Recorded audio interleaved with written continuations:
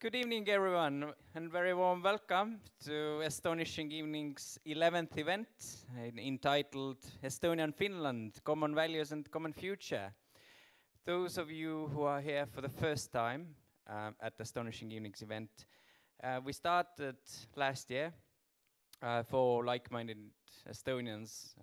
We all lived abroad at some point in our lives, and we missed international events in Tallinn where both people who have come here from other countries and Estonians can meet and mingle and learn about each other. And that's why we started Astonishing Evenings. And we've touched many different topics: culture, history, working culture, entrepreneurship, religion, even gender equality. And tonight's event is it's quite specific, but I'm glad to see that the room is still full. So it seems that enough people are interested about the relationship between Estonia and Finland. And tonight we have 4 guests here, 4 distinguished guests. And also, when you entered the room, there's quite a lot of things going on. So briefly about that as well. First, there's a little exhibition. It was specifically, those guys put it up for this event. And what it is, if you look closely, it was a project between 50 Estonians and 50 Finnish young people. And they were invited to talk about how they feel about, about each other's countries. Also, you can see there are quite a lot of books around. So the books are for free. If you didn't grab one, you can still take one. The book is in Estonian, so those of you who don't speak in Estonian, time to learn. And one of the authors, Kaja Kunnas, is actually one of our panelists here tonight. So she's here, she's one of the authors behind the book. And I have to say, I haven't actually read this book, but I understand it's about the relationship between Estonia, Finland and Russia. But maybe Kaja can tell more about that later on.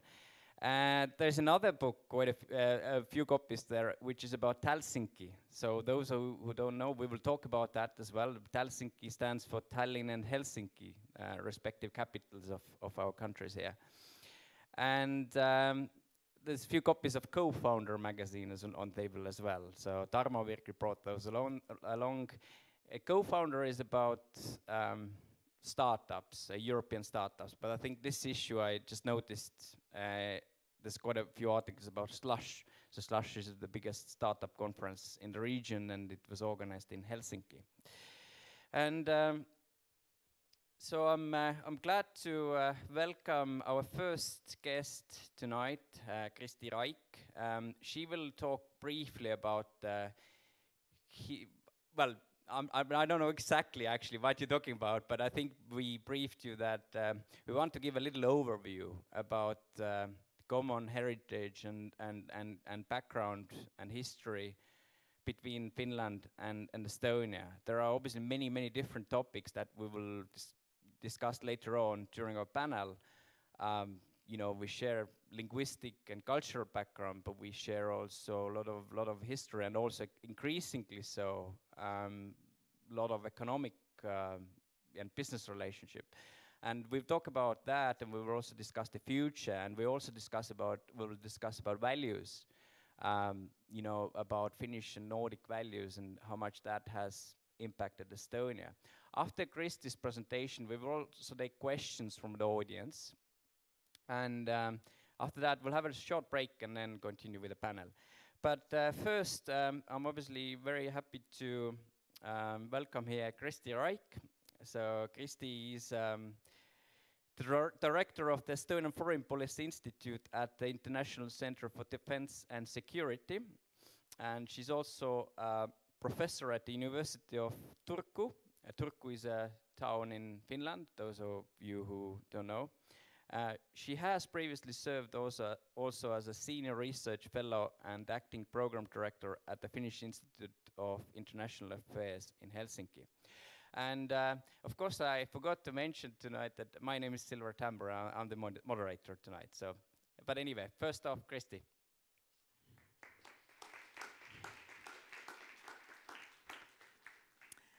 So, good evening, everyone, and thank you very much to the organizers for inviting me. I'm always happy to compare Finland and Estonia. It's one of my favorite topics. I have a long history with both countries. My family, meaning myself and my parents, who are both musicians, music teachers, we moved to Finland in 1990. And that was the time when the borders opened, and to an expert of international politics like myself, the 1990s looks like a very beautiful time. It was a harsh time for Estonia, but it was a time when internationally borders opened and old cleavages were left behind, and there were a lot of new opportunities which also changed the lives of many people, including myself. And actually since that time, since 1990, I have had two homes in Estonia and in Finland, and have learned to know both countries very closely. And when I'm asked, so are Estonia and Finland more similar or more different? It's a bit like, is the glass half empty or half full? Or when you look at it from a short distance, you tend to notice many of the differences. But then again, when you go further away, the similarities are much more clearly visible. When I worked in Brussels for a few years, I actually felt kind of being both an Estonian and a Finn, and noticed that both Estonians and Finns were the ones who, in the EU meetings, opened up their mouth when they actually had something to say, and were not usually the best ones at chit-chat or small talk or kind of promoting themselves, and were known as pragmatic and usually quite constructive people. But I thought that I would start kind of describing more the similarities and differences by telling some anecdotes from my own life. First of all, when I came back to work in Tallinn about 1 year ago, one of my kind of startling experiences was when I rushed into a meeting, and I was crossing the street in the center of Tallinn.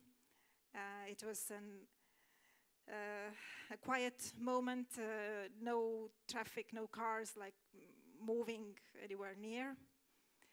And I had just crossed the street when the police car drove and stopped right in front of me and asked me to stop and get onto the car. Okay, so what did I do? Apparently I had crossed the street with red lights, and honestly there was no car moving towards me when I was crossing the street. So I was sitting there in the police car and finding really no counter arguments. I just humbly took the invoice and paid the punishment for having broken the traffic rules. And I thought that, okay, wow, I thought that would be something more typical of Finland, you know, kind of taking rules too seriously. But apparently Estonians are also quite serious about following the rules, or at least in some respects. Then another experience was one of the first seminars I was organizing in my new job. And I invited some Estonian speakers, and I was in touch with them almost 2 weeks before the event, and I sent them some topics and some questions that I would like to discuss during the event. And then one of them replied in a friendly manner, and I know that person, that, yeah, okay, thanks, very nice. But you know, we are in Estonia, get used to no longer being in Finland. We think about these questions on the previous night before the seminar. And that's something I have noticed now working in Estonia after several years in Finland, that things often happen more quickly in Estonia. Estonia is kind of more dynamic, and there are good and bad sides about that, but it's something you have to get used to. And of course it's easy to explain it with the experience that Estonia has had with the transformation after regaining independence, with very rapid reforms and people getting very used to change. Whereas in Finland, the recent history is much more kind of stable, and the structures and institutions that have been established in Finland are quite kind of firmly in place, and it's actually very difficult to change anything. So when something needs to be reformed in Finland, it tends to be more difficult and slower than in Estonia. And then a third story goes back a bit more in history. That was during my first year living in Finland. I was studying in a high school, and that was the time when Estonia was regaining independence in 1991. And I remember very vividly how the Finnish leadership was very cautious and reluctant to kind of publicly support the regaining of independence of Estonia. And I remember talking about it to my new Finnish friends at high school, and I was kind of annoyed about it, and it was very emotional. And I explained my views and expressed my irritation, and what followed was silence. Just complete silence for a while, and then after a while somebody just changed the topic to something completely different. And that kind of told me a couple of things about Finns. One is that Finland, especially back in those times, had quite an ambiguous and cautious attitude towards Estonia. And on the one hand, the Finns were very supportive and in practical ways also trying to help Estonia. And I have to say that many Finns whom I know were sincerely very happy about what was happening in Estonia, the singing revolution and the regaining of independence. But at the same time, at the official level, there was this caution and reluctance really to show the support in public, and definitely not to give the support in a way that could have somehow been harmful to Finland's own foreign policy, and especially Finland's relationship with the Soviet Union, which was about to collapse. But of course Finland was trying to hold on to the old tradition of not annoying the Soviet Union. And another thing that I learned from that episode at high school, which I kind of realized later, is that the discussion culture is different in Estonia and Finland. That Estonians tend to be in a way more straightforward, or not so hesitant to pick up politically sensitive topics and just going straight to the matter and expressing your views. Whereas in Finland there is a very strong consensus culture, which is also, I think, something that you feel in everyday conversations, and especially when you meet people whom you maybe don't know that well,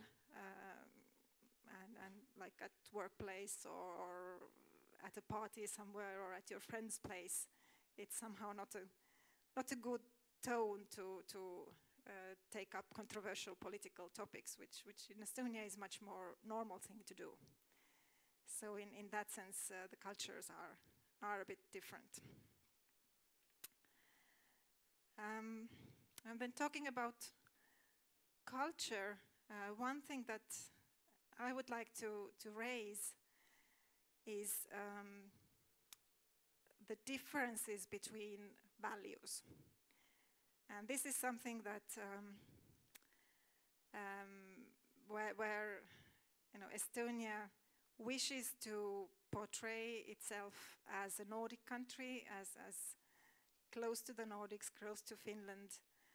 But actually, when we look at value systems, there is evidence from opinion surveys showing some very clear differences, which I personally have also experienced. And one of the sources is called the World Values Survey. When you look at the data, there is one block of values called self-expression values, which includes things such as kind of tolerance, openness to different views. It also covers attitudes towards gender equality, social justice, and it covers kind of attitude towards political activeness and kind of people's belief that as a citizen you can make a difference or you can have an influence on political decision making or on what happens in society.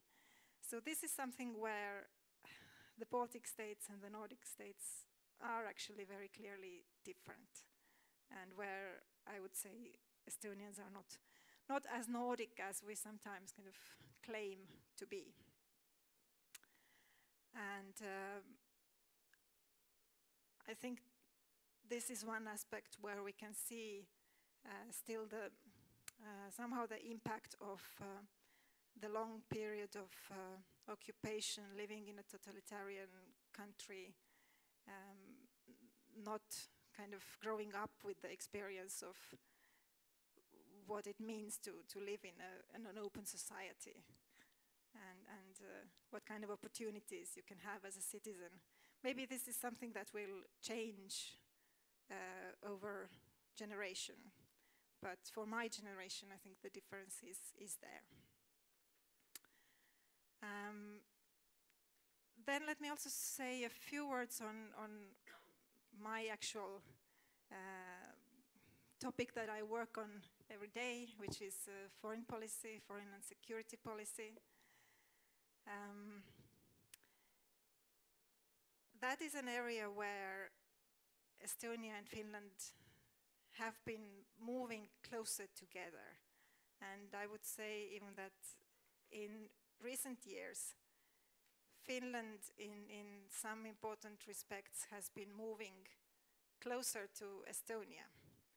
And some of my Finnish colleagues don't like this way of formulating what has happened, but let me explain what I mean. The change has been visible since the Ukraine crisis broke out, like after the annexation of Crimea by Russia, and then after the Russian supported and instigated war in Donbass, in eastern Ukraine. So what has happened with the Finnish foreign policy since then is that Finland has become more openly critical towards Russia. There is still a very clear difference between the Estonian and Finnish public debate on Russia. It's still much more, let's say, normal in Estonia to be very strongly critical and very vocal about anything almost related to Russia, whereas the Finns are still much more cautious, and especially at the official level. But what is something quite new in the Finnish foreign policy is that Finland is actually part of a European Union policy which condemns Russia's actions against Ukraine. And Finland has been very consistent with that position, supporting the sanctions against Russia, taking the position that this is actually something that is also harmful for Finland's national interest. And it has not been an easy change. I was working at the Finnish Institute of International Affairs when these things happened, annexation of Crimea and the war in Donbass. And I was commenting these topics a lot in the Finnish media. And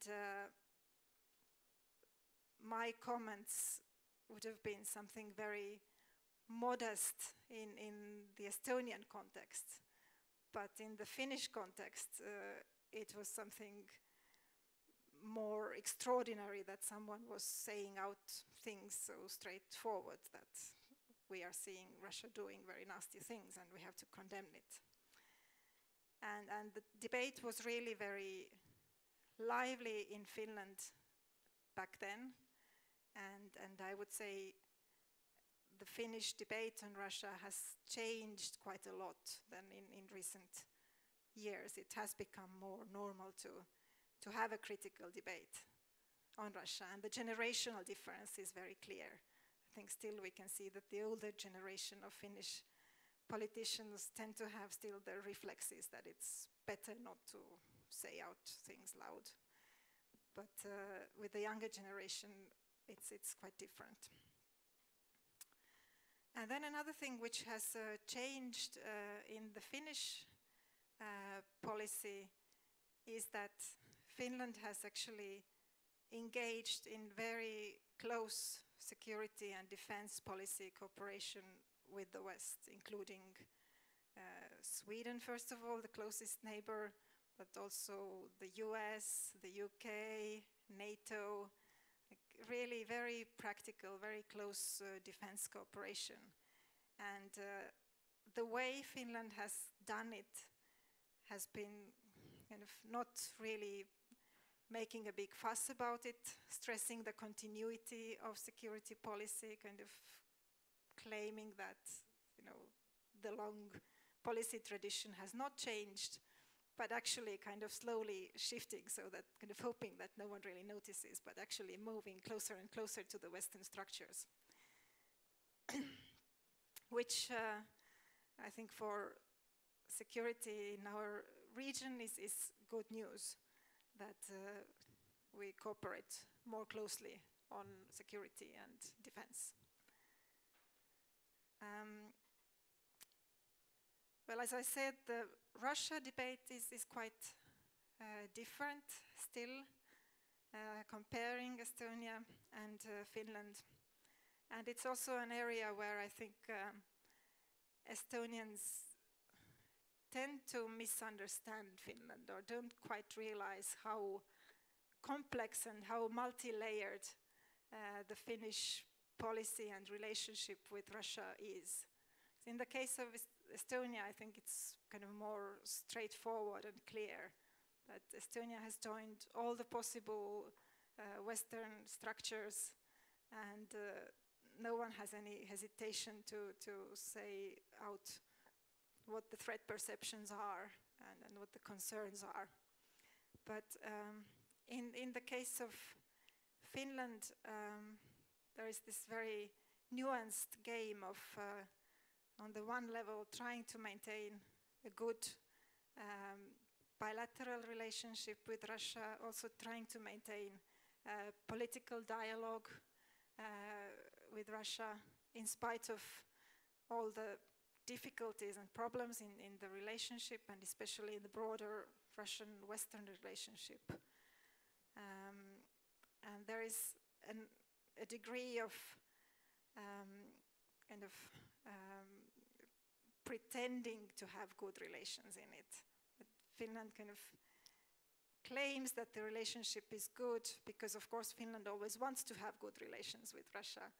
And by practicing this diplomatic talk and dialogue, it kind of tries to actually make the relations better. And this is something that Estonians find kind of difficult to understand. And I would say there is a broader problem here in the way Europeans manage their relationship with Russia, which obviously is a very difficult neighbor nowadays. But when you listen to the European discussions, I mean, among the EU member states on how to deal with Russia, then very often having dialogue with Russia is seen as something like a concession. And then you have these Estonians who are very tough and hardline and kind of think that, oh, we don't like what Russia is doing, so let's not talk to them. And then there are other more Russia-friendly countries or politicians who say that we should have better relations with Russia, we should have more dialogue and not sanctions, and kind of suggesting that dialogue is something that is already a concession or something that you do if you believe that you can have good relationship. But this is not really what diplomacy is about. I mean, diplomacy at its best is actually an effort to solve difficulties, or at least to try to have a dialogue even when the circumstances are very difficult. And having a dialogue doesn't mean that that's already a concession. And here I would say Finland is quite skillful in playing this multi-layered game of trying to have dialogue in very difficult circumstances, and at the same time being very clear on the red lines and the national interests that Finland is defending, and also being very consistent in maintaining a strong national defense capability without making a big fuss about it. But this is really something that you can see very continuously looking at the Finnish history and dating back a long way. Something that is a very important part of the Finnish foreign policy identity is the Winter War. When you start discussing Russia relations with the Finn, you always at some point end up discussing the Winter War and how the Finns fought. And it's actually something that has shaped and still shapes today the attitude of Russia towards Finland. And here, of course, Estonia has a very different background, and I don't think, I would not suggest that Estonia could have the same kind of relationships, the same kind of dialogue with Russia as Finland does. But I would kind of advocate myself a more nuanced attitude to dialogue and the realization that talking to your difficult neighbor doesn't mean that it's a concession. I don't think the Russian president thinks that it's a punishment if Estonians say that we don't talk to you. I don't think he cares that much. So, is it time for questions now? I think so, yeah. So we will take some questions as well. Just raise your hands and our team member will come to you. But just quickly, Finland actually celebrated its Independence Day on the 6th of December last week. And yes, applause to that. I should have started with mentioning that. That's part of the reason actually why we decided to have this event in December dedicated to Finland and Estonia, because Finnish Independence Day. And Kristi obviously works in a foreign with foreign policy and in foreign policy, she could probably talk about hours about those relationships. And she did write an article about that, where you actually did say that Estonia could learn from Finland thing or two about how to, talk to Russia. And so it's an interesting article, yeah. And it seems that not many Estonian politicians agree with you. It's not really a mainstream here, but we don't want to obviously get stuck too much in the past. In the panel, we will bring more down to the sort of human level and maybe just talk about how that past has influenced the present. But we will try to more focus on the future and visions. But it's interesting history. But also quickly, how many of you are actually Finnish? So, and not that many, but few ones. And how many are Estonians? So, and the rest are from the rest of the world, then I guess.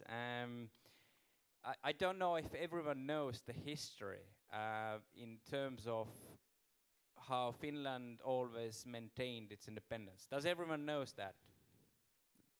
Seems that raise your hand if no. We can just give you a quick brief, but otherwise, we're not gonna want to. You want to know? Do you want to say quickly, how what happened between, that Finland remained independent, Estonia didn't, or shall I go through? Well, sure, yes. Just with few. Yes, indeed. Well, Finland celebrated 101 years of independence, and Finland has actually been independent throughout these 101 years. It had to defend its independence by fighting a couple of wars, and the plan of Stalin, the Soviet leader, during the Second World War and after, was to make Finland also part of the Eastern Bloc, but he failed, which is quite a miracle. So I think Finns can be proud about that. And what happened to Estonia, you probably know that Estonia was occupied by the Soviet Union and then regained independence in 1991. Yes, but okay, questions? Yep. Just briefly introduce yourself as well and try to be as specific as possible. So I'm Chris Polmans, I'm from the Netherlands, and I often come to Estonia, and I also show actually groups around in Estonia about why it's so beautiful, why thanks to the culture they are so digitally innovative. But you were mentioning about the diplomatics with Russia, but I also hear many experts on Russia saying like, to keep reaching out a hand to Putin, it doesn't really work. Like as far as I remember, if I remember correctly, even Bush said that the whole symbolic thing which they did with the button, like you're starting all over and you can join NATO and everything, that is just actually a big mistake to keep involving him, because he can just get away with everything as long as he knows, like, yeah, nobody's gonna care anyway, and they're giving me a second chance, and they just keep talking. What's your view on that other perspective? Yeah, well, thanks. When you look at the US recent history of dealing with Russia, actually the most interesting and meaningful dialogue that you had was during the time when the Soviet Union was moving towards collapse. And you had President Reagan first and then President Bush Sr. actually engaging in dialogue and finding ways to end the Cold War. And it happened without any major violence, which was quite an achievement. And it happened, I would say, a lot also thanks to this skillful diplomacy. Of course, there are many explanations, also the personalities and the personality of Gorbachev, who was the last leader of the Soviet Union. But my point here is that having a dialogue, I mean, just the fact of dialogue is an instrument. It doesn't really say anything about the substance of the positions. And it also doesn't say anything about whether you back up the dialogue with sanctions or military force. That's something we should have learned from the relationship with Russia, that you shouldn't be naive about dialogue alone solving the problems. You actually have to be able to defend yourself. You have to be able to do something also other than talking when you think that Russia has done something you can't accept. And this is something we are seeing again today, that the conflict has escalated in the Azov Sea, the Kerch Strait, but the Europeans are too busy trying to solve their own political problems, and they don't really have too much time to think about how to make also Russia kind of carry some costs for behaving aggressively.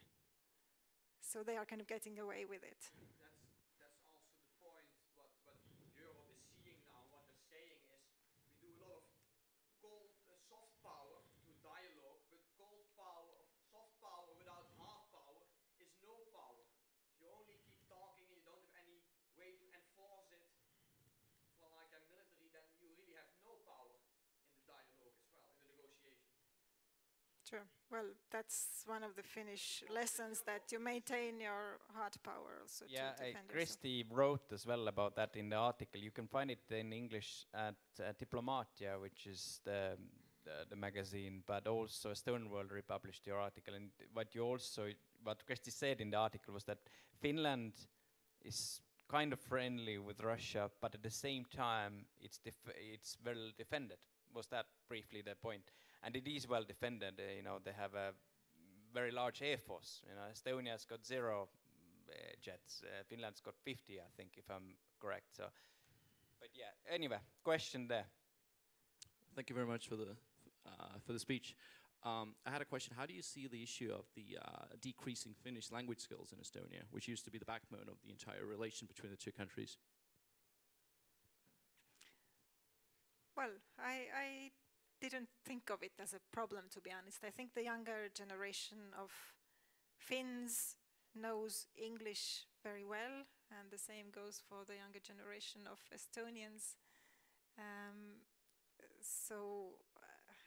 I don't think nowadays you can expect Estonians to maintain the same kind of level of knowledge of Finnish language as during the Soviet period, when there was this very specific reason for that. If not everyone is familiar with this past, at least in the northern part of Estonia, people watched a lot the Finnish TV, and that was like the window to the West, and many Estonians of my generation learned Finnish from that. Those Estonians who lived in the north of Estonia. Northern part of Estonia, I come indeed. from the south part, and I didn't have Finnish TV, so my Finnish is not very good, unfortunately. But I remember when we visited our relatives in Tallinn, then obviously we did, and that was a window to the west for Estonians. So just question there.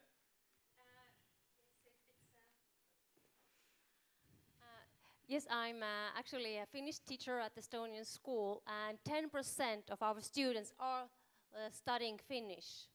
That's an optional course at 10%. So we have 250 students in our school, and 25 I have on my course Finnish. So it is possible to learn Finnish also nowadays in Estonia.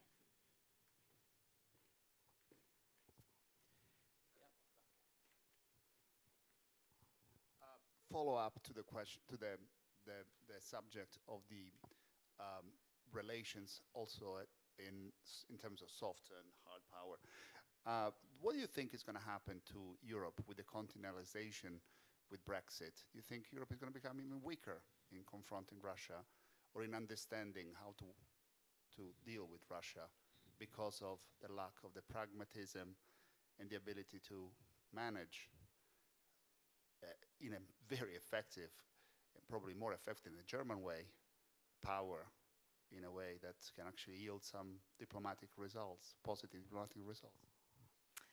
Thanks. That's a concern, of course, that Brexit changes the balance within the EU. I mean, it's not a secret that there are member states that tend to be more Russia friendly or too understanding towards Putin's policies, and then there are others who are more firm. And the UK was always in the camp of being more principled and firm. Now it is on its way out and absorbed by its internal problems. And another little bit of a question mark is also the future direction of Germany. Well, after the election of the new leader of the CDU party in Germany, Annegret Kramp-Karrenbauer, I have practiced that. There is quite a good degree of continuity in German politics, and apparently Angela Merkel will stay on actually as a leader for some time to go, but the domestic political dynamics is such that there is some more fragmentation also in Germany, and it's not so clear where the foreign policy of Germany will be heading in future. And so far we don't really know anything about what Mrs. Kramp-Karrenbauer thinks about foreign policy matters. I hope she will learn a lot from Merkel. But Merkel was a politician coming from Eastern Germany, having a very good knowledge of Russia, a very good understanding of the concerns in the eastern part of Europe, also a very clear understanding about the importance of the transatlantic relationship and about the need to be firm with Russia on major violations of international law that we have seen in recent years. So will all this continue? It looks less certain today than a couple of years ago. Okay, but Brexit is not the topic of tonight, nor is Russia actually. So, but unless your question is about Finland, yeah, that's good. Okay, let's ask something of Finland. No more Russia at the moment, or Brexit. Well, actually, I wanted to ask about what you said, that Finland really cares for relations with Russia. So I was wondering, just why? I mean, why is it so important for Finns to have such good relations with this country? Just very short answer, please. Yeah. Yeah. Well, first of all, it's a big neighbor. I mean, whatever question is raised about Finland's relationship with Russia, usually someone tells about how long border there is between Finland and Russia, but it kind of doesn't really directly explain, I think, any specific type of policy. Of course, it's always better to be in good terms with your neighbors than to be on bad terms. But here we also have to go back in history to the Cold War era. As I mentioned before, Finland managed to maintain its independence, contrary to the plans of the Soviet Union. But at the same time, it made a huge effort to build up a good relationship and to stress that Russia can trust Finland, that Russia does not have to be concerned about anything negative coming from the Finnish side, and kind of trying to build up a relationship that then helps to alleviate political tensions, and then using also the economic ties as a way to somehow try to reduce political tensions. Just briefly, they won what was called Winter War, but they lost chunk of Finland to Soviet Union, and still it's part of Russia now. So it's, you know, even though they won. But I think that's it. We will have a discussion later on a panel, and we'll take more questions. So thank you, Kristi. Warm welcome. And for the audience, we have a question for you. So if we can get that on the screen, I'll explain briefly. Okay, so the question, this is a question for everyone now. How similar are Estonians and Finns to each other from scale of 1 to 10? And I'll explain how you can vote.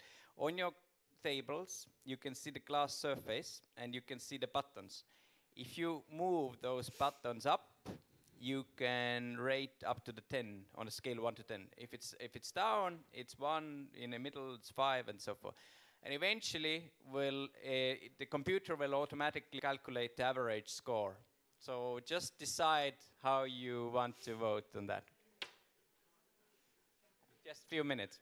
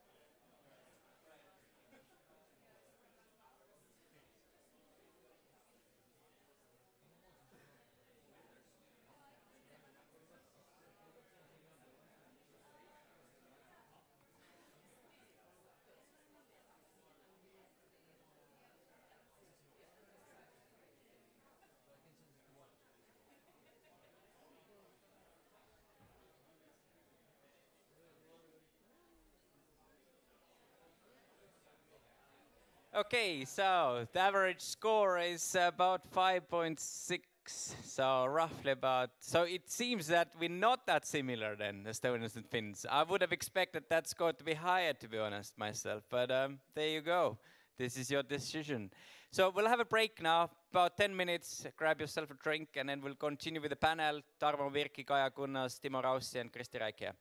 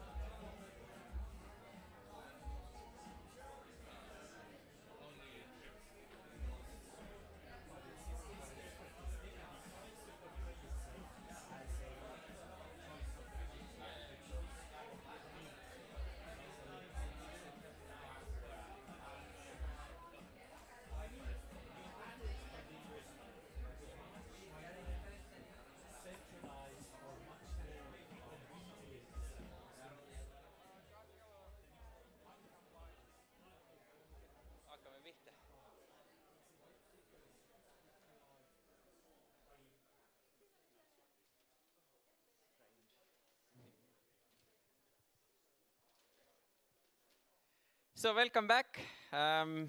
We feel like we are in a studio actually, but let's start. Anyway, I'm happy to introduce our panel. I already introduced Kristi, but let's start with Kaja now. Ladies first. So Kaja Kunnas is a Finnish Estonian journalist who lives and works in Tallinn. She writes for Helsinki Sanomat. Those who don't know, this is the largest newspaper in Finland. Am I right? Yes. Right. And second largest in the world, right, or third largest? It's actually very large. Yeah. It's. I think it's in Scandinavia. Yes. Yeah, its circulation is. I think it's about 600,000 or something like that, which in this day and age is a big number. And Finland is it's bigger than Estonia, but it's still a small country by global standards. Not 600. And Tarmo Virki, Tarmo says that he embodies Finland and Estonia. He was born in Estonia but educated in Finland, where he also started his career. After working for Reuters in Helsinki for many years, he returned to Estonia 7 years ago and currently lives in Saaremaa Island, where he develops and runs the Lahendage beverage company. Basically, it's a gin, as I understand. Gin, we make both gin and tonic. Right, gin and tonic. And he also publishes the Co-Founder magazine, which is pan-European startup magazine. So it's published from Saaremaa Island. And Yes. and Timo Raussi is a PR and marketing consultant, a translator, and an ex-journalist, so former journalist, who moved from Helsinki to Tallinn in 2004. Having been interested in interaction of the two countries and enterprises operating in them, as well as the economic, cultural, and political development of Estonian society, Timo has acted, for example, as a board member of the Finnish Estonian Chamber of Commerce, and also you've been involved with many other companies, I understand. And currently developing... Currently I'm in between jobs, Right. looking for new challenges, but working as a freelance translator, and therefore, and working, for example, with quite closely with the tourism sector. I've been cooperating with the Estonian Tourism Board for almost 10 years now, I guess, contributing and editing a little bit the messages that Estonia communicates to Finnish tourists. So we have two Finns and two Estonians here. Although Kaja, probably you could say that you're sort of Finnish Estonian or Estonian Finnish. Which way you say?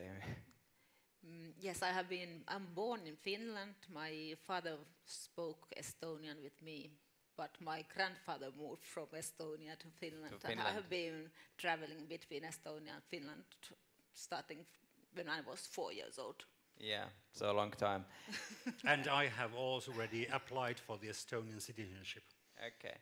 So we've got many topics. We'll try to discuss as many as possible. We'll try to discuss also Helsinki area and the sort of common economic area, but also tourism even, if you have time. But let's start with a question. What do you think? Who is more introverted and socially awkward, Finns or Estonians? I mean, Finns, of course. Finns. Yep, agreed. I would say both are introvert and both are awkward, but awkward in a different way. I mean, I told my example of how, when an Estonia tells something that is kind of maybe provocative and too straightforward, going into some political topics, that is awkward for many people, not just in Finland, but also in other European countries. Finns wouldn't do something like that quite so often, so they are awkward in a different way. I think during my years as a journalist in Finland, my middle name was Blunt. Blunt. Okay, interesting. Kaja, what do you think? Okay, this is something that unites Finnish and Estonian people and makes it easier to communicate with each other. But maybe Estonians can be silent much longer than Finns. That they can stay in the lift. It's no problem to be in the lift with Estonians and saying no word.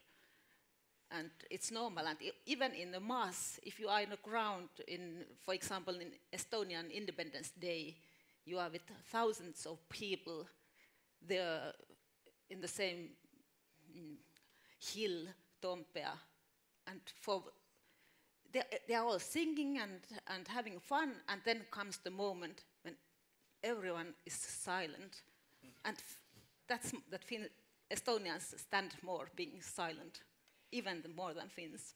Who do you think smiles more? I mean, Finns or Estonians? They say the Estonians are very serious, but I think it's changing. The younger people, the Estonian generation, more and more basically like the Western counterparts. But when I went to Helsinki first time, I remember I thought Finns were smiling more often than Estonians. Am I wrong? No, you're not, because quite recently there was a story in the media even that why are Finns not feeling themselves welcomed in Estonia anymore. It's not only about the language issue, it's also about the service culture. And even Estonian online commentators were commenting that when they go to Finland, personnel in restaurants, in shops, in kiosks, smile at you and say hello to you.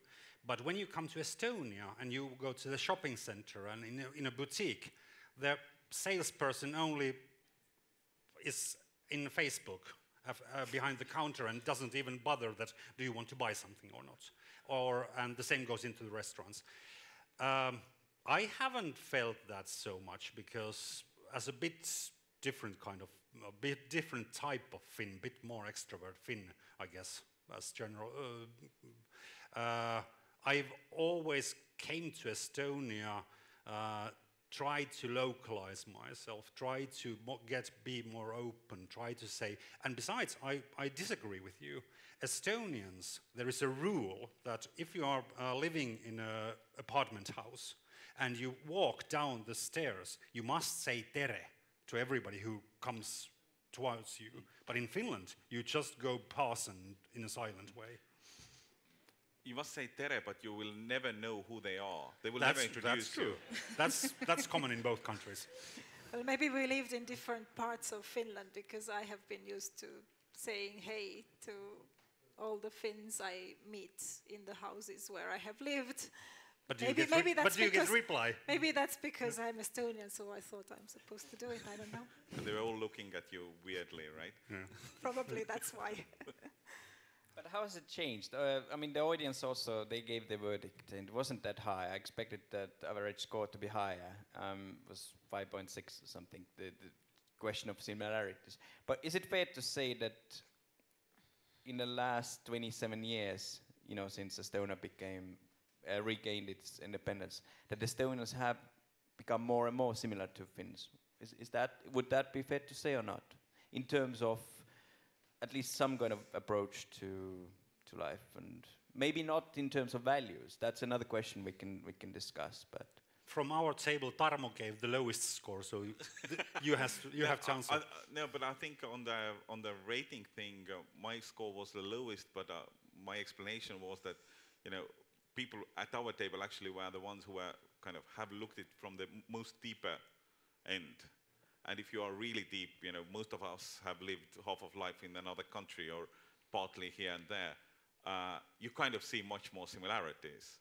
As I was saying, if you come from Australia and look at Finland and Estonia, they look the same. They talk the same. They are the same. They have the same nasty climate even, especially in November, December. It's dark, it rains, it's awful. Don't come here. True. I mean, both have obviously, in some ways, very similar background. Finno-Ugric. Also, again, briefly, those who don't know, we share our languages are very similar. They share the same sort of common roots.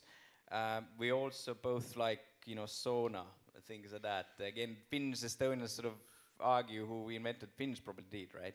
Am I right here?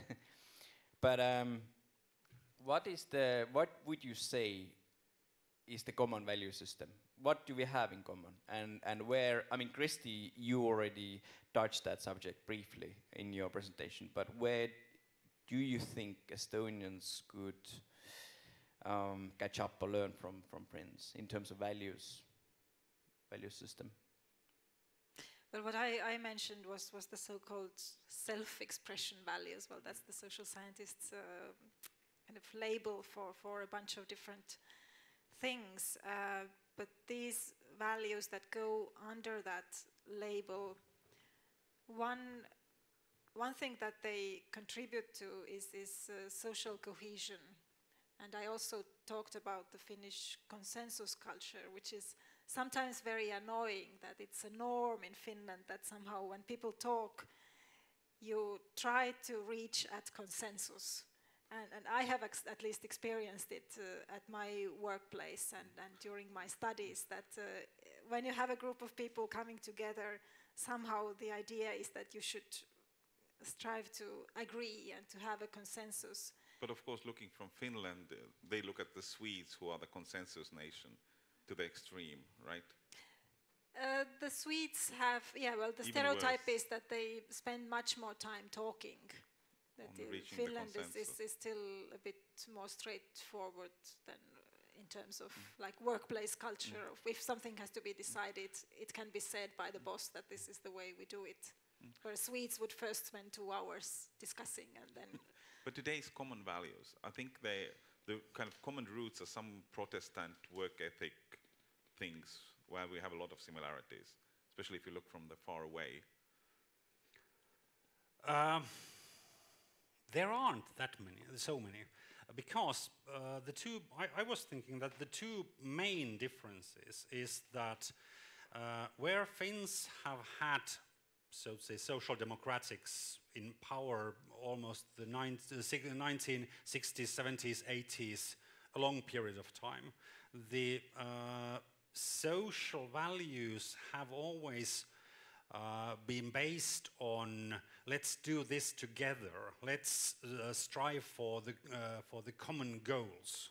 Whereas Estonia, gaining the independence in '91, being only 27-year-old nation, so to say, the era of cowboy capitalism, everybody fight for yourself, was quite a long period, almost through all the 90s and beginning of 2000 even. And I feel still, having been working in different Estonian enterprises, I still feel that everybody fights for themselves and themselves only. They don't have the common, we are workers of a company and we pull together. But I think this we thing is on a different level. We don't have the social democratic unions the Finns are part of. I think that's the thing which there's the difference. But we have this we attitude, let's say at the local village level, let's go and clean the beach, or things like that. That's true. Yes, and I think that the values have get closer and closer during the decades. So they are changing slowly, and because when I was in Tartu studying, it was 1990, and then I remember that many of my friends, women, they said that their ideal is to be at home and have a big family or something like that, and not to speak about politics. They were all studying at Tartu University. And I don't think they now remember even that, because they are career women, all of them.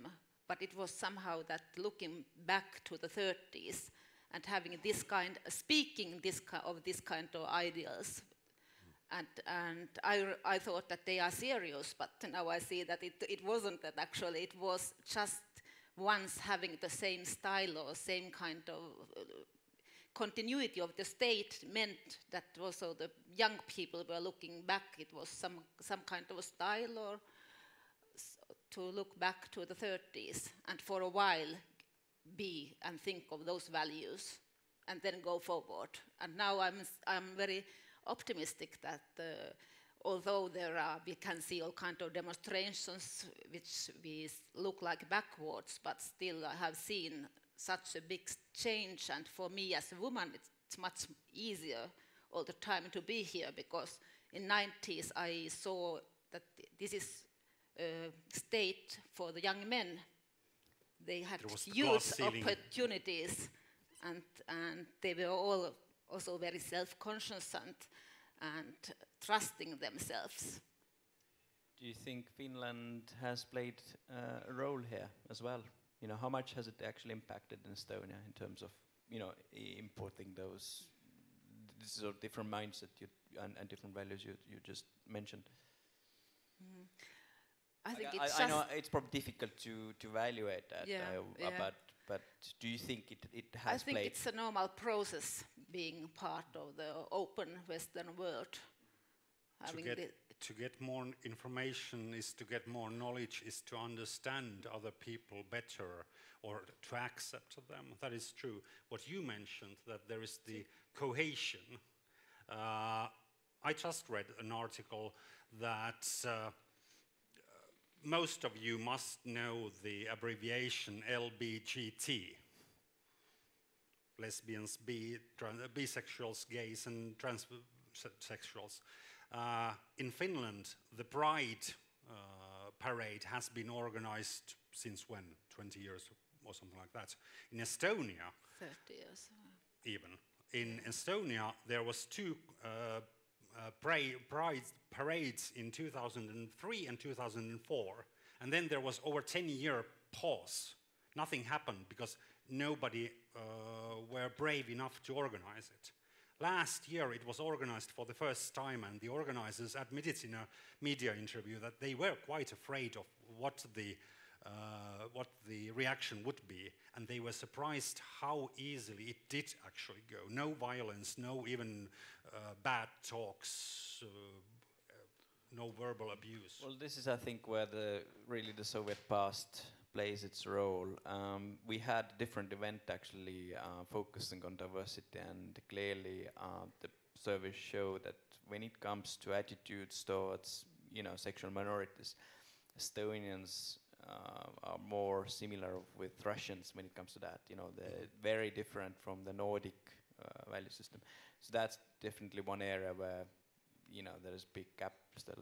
But it's also an age issue, because the generation of me and Tarmo and we have the different values than the younger ones at the moment have. But that may take a long time to change here, many things. But talking about social cohesion, I'm not sure if everyone saw, but we also shared an article on our event page that the news that Finland was proclaimed the happiest country on earth just earlier this year, and Estonia was number 63. And so, I mean, many people actually were surprised also that Finland was number 1. But of course, many people also said that Estonia shouldn't be 63, that it's not as bad, you know. But talking about Finland, I mean, Jeremy Clarkson, the British Top Gear host, said that how come Finland can be number 1? That, you know what, the only time he visited Finland, he visited bar and everyone looked at him like as if they wanted to kill him or something, you know. So he said they didn't look like happy people. But what's your take on that?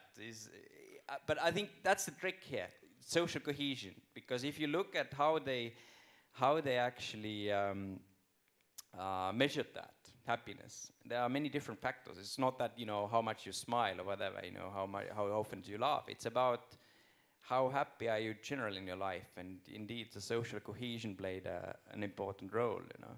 How supportive is the society? Is how secure you can feel about your own life? Yeah.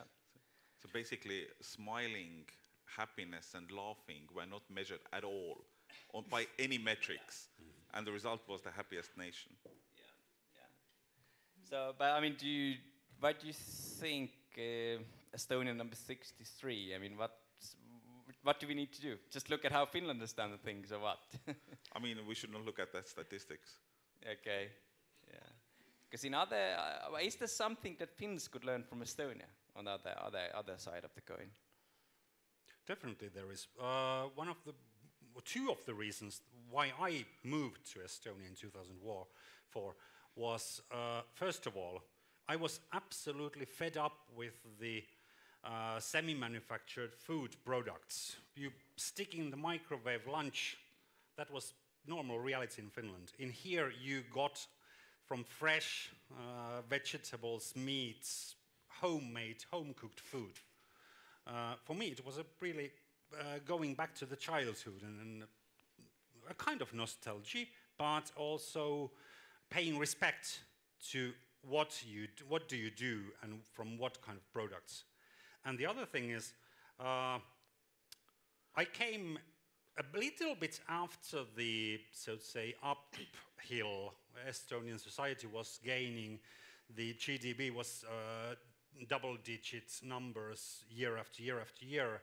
Everybody was buying new cars, everybody was buying new houses, okay, with bank loans, but still.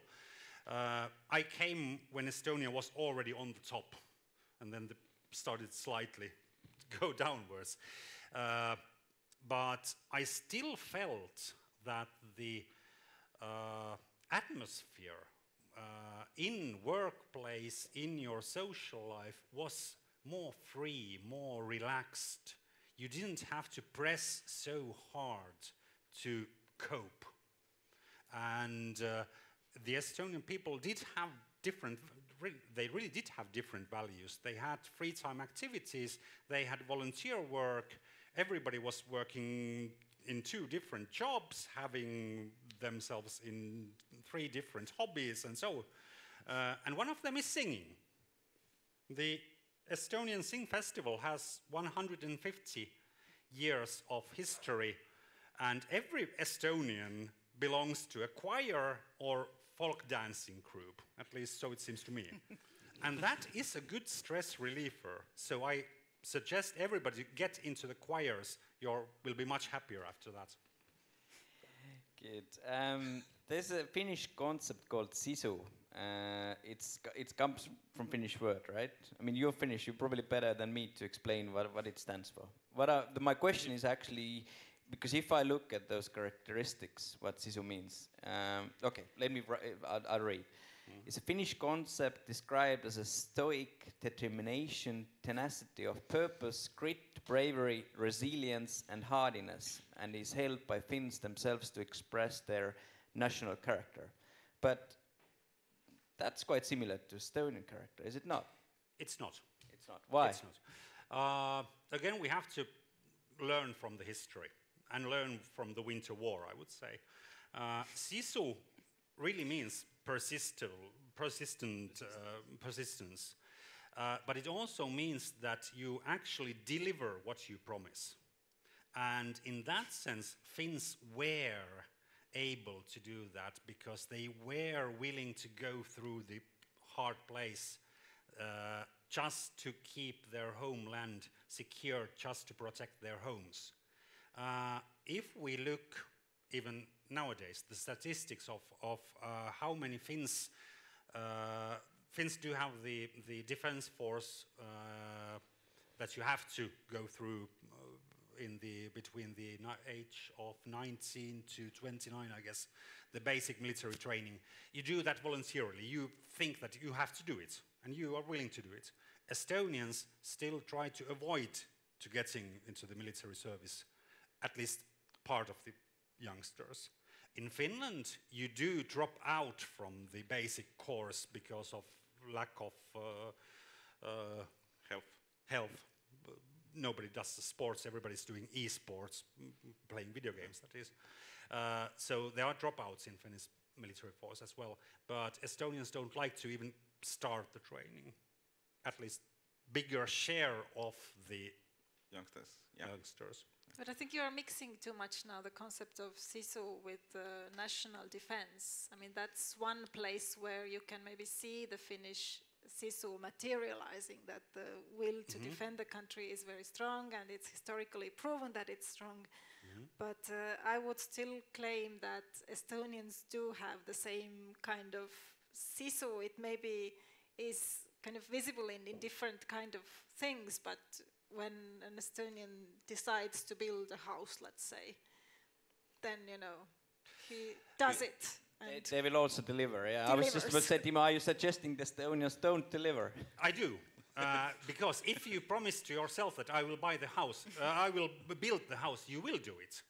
If you promise to your friend that I will help you building the house, you break the promise. Sorry to say that, but you can't trust Estonian person's word as much as you can trust Finnish person's word. That is... You've clearly had some bad you experiences. You had bad friends. But Estonians speak up, you know. Silver, actually one... Or boo down. One really lovely contrast to this concept of nation, or how to describe the nation. Jan Kross has described it as the Estonian nation's key characteristic as a bright cynic. Right. And that's clearly something you wouldn't probably use as the most common words for Finns, right? Yeah. At least not the cynic. They might be bright, but... True. Kaja, have you got anything to add to this? I think maybe Estonians, this kind of sisu we could see 10 years ago when there was economic depression, and somehow it was astonishing how Estonians who lost their works, they just went to Finland, those low-level people who couldn't know the language, they didn't know the language, they didn't have contacts there, but they went there and they found work, even when there was also depression in Finland. And then in the same way here in Estonia, how Estonians in their everyday life try to manage. If they lose their job, they find another one, and if they get too low wages, then they too find another job, and somehow managing all the time, or it's also some kind of sisu. And all the nation being ready for that 10% of their salaries were cut because of the situation. Yeah. I mean, the Finnish depression of 2008 actually meant that the house prices did not go up. Okay. But anyway, there was unemployment in Finland. There was unemployment in Finland, Finns without work, but still they could come. And I know many examples who just come to Finland who haven't been highly educated, but who have this kind of sisu, or what kind of, that they just decide to find that they will find their work very quickly through social media and social contacts through other Estonians. But where both countries rank high are PISA tests. So PISA tests which they evaluate the skills of 15-year-olds, if I'm correct. And Estonia, I think, was first in Europe and third globally. And Finland is just somewhere just after Estonia. What do you, I know you're not working in education, I think, but in your experience, what could we learn from each other in terms of education? And is there something Estonians could learn from Finland? Or I think looking at PISA tests, they're both doing well, obviously. I think on education level, there's a lot we could teach the world. Right. Both of them. Exactly, together. I think there's a lot of kind of international collaboration opportunities. We were earlier talking about, for example, the Finnish education accelerator called Exedu, where I was pitching to you earlier, one Estonian team has moved its educational company to Finland. And I haven't really heard lately of any Estonian companies moving to Finland. It just makes no sense. Well, that actually does bring us to, let's talk a little bit about politics and economy as well. But first, I actually wanted to ask you if you compared political culture in both countries, how different or similar are the political cultures? Again, probably Finland, as you know, it's been independent for so many years, it probably wins here. But is there something we could learn from Finland in terms of political culture? Well, I spoke about the consensus culture already, but it's not only a positive thing. I also have to say that of course, it's a skill to have this habit of going through negotiations, and when you are determined to end up with a common position and agreement, you kind of do that. And when there is this experience and political culture, it kind of becomes a habit. And that's something where Estonia, I would say, is weaker. The politics is more conflictual. But then the negative side of this consensus politics is that it may tend to become too kind of difficult to change anything or to have substantial arguments and to come forward with some new ideas. If everyone just thinks about reaching the consensus, then it does not really encourage, I would say, innovative thinking so much. What about political correctness? Would you say that Finland is more politically correct or not? I mean, I'm not saying Estonia is, it's not too bad, I guess. I mean, we got few politicians who say that, women shouldn't talk and things like that, but they still run the country, yeah. those politicians. And they're still very popular, right? But it's not too bad compared to some, there are worse examples, but obviously it can be, It's getting, I guess in Estonia we have one party that is maybe stirring up things, the far right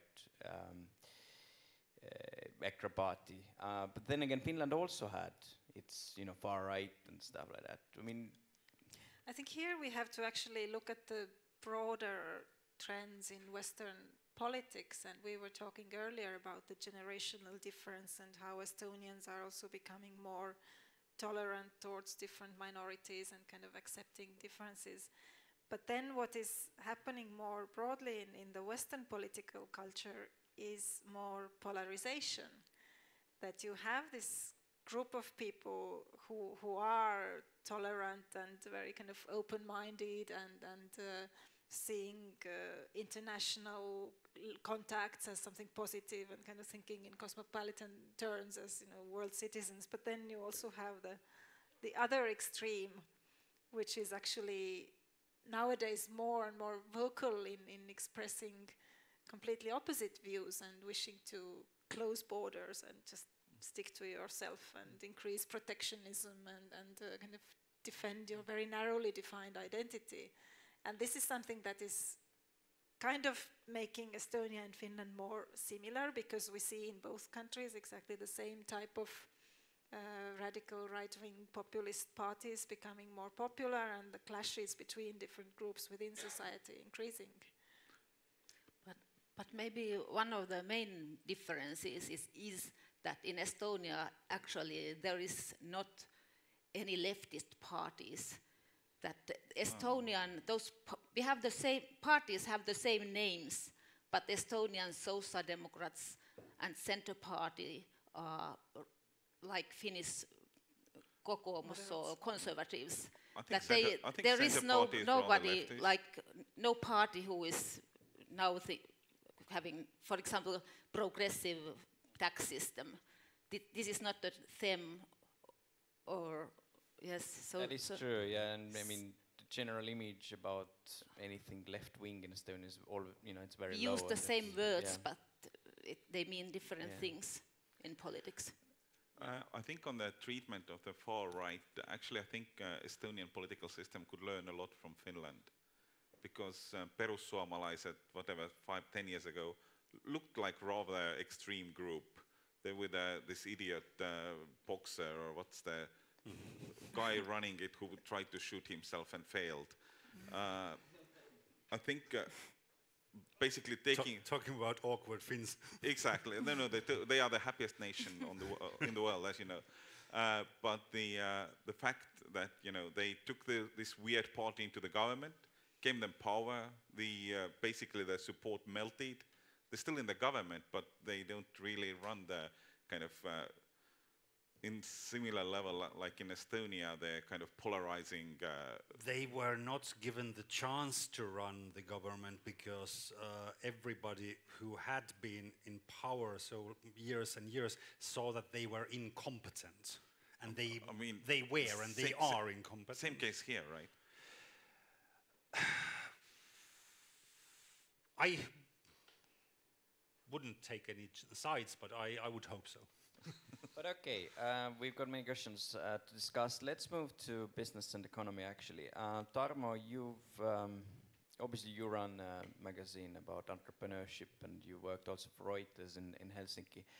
How, and I'm sure here in the audience there are some entrepreneurs who might think to maybe do business, conduct business in Finland. How easy or difficult is it for Estonian entrepreneurs to actually enter the Finnish market, which is still, you know, it's 5 million, Estonia is 1.3 million, so Finnish market could be quite a trick. This kind of entering it from nothing, not speaking a word and not having contacts, impossible. At the same time, if you're in the same situation comparing Finland and Russia, Finland is much easier. I mean, or Finland and any Arab countries or whatever. I mean, Finland is much easier. They think a bit similarly, you know, as we started off that, you know, if Finn sends you an email, it's a deal, they will pay their bill eventually. If, you know, somebody from Dubai sends you an email, it's a deal, you have to go through 1 year of negotiations about the details of the deal. So I think in general, yes, of course, it's much easier. In practice, it really depends.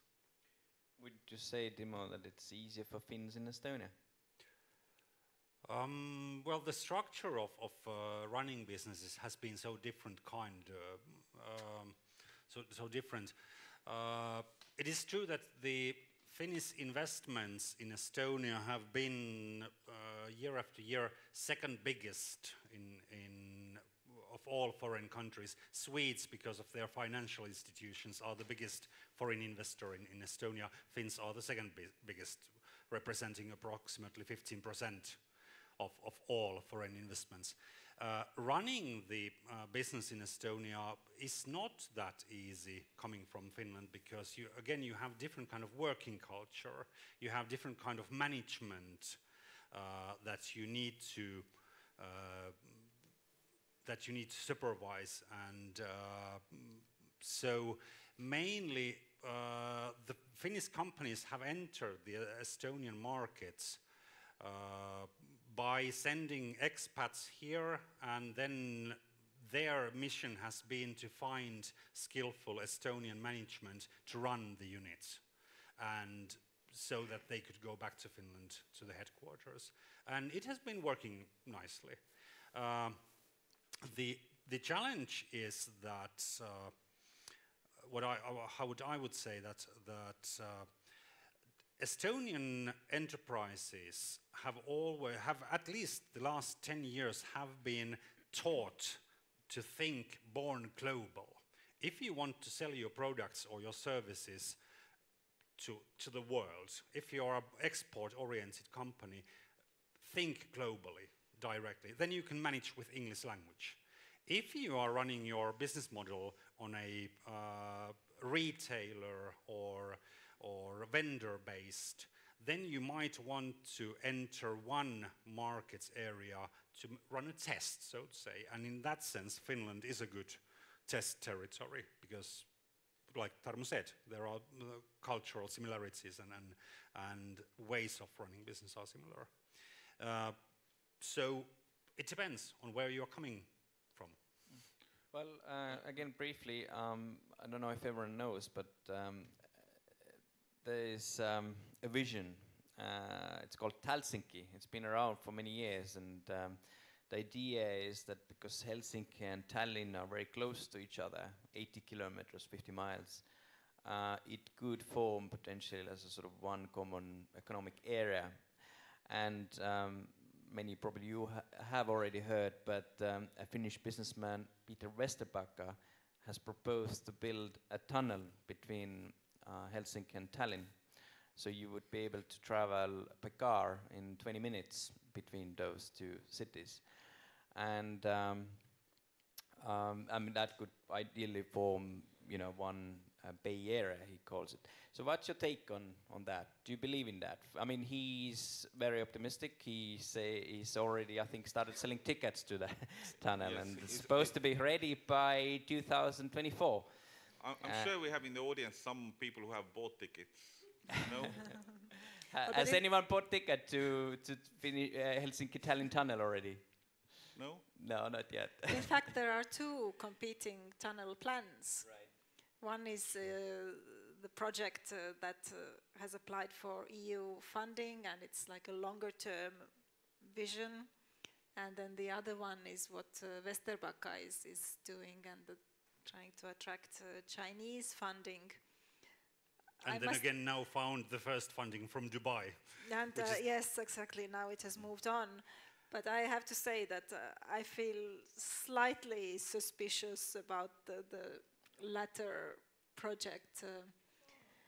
Also because of kind of geopolitical reasons, when we look at what is going on in global politics, how different authoritarian big powers are trying to gain political influence by investing big sums of money.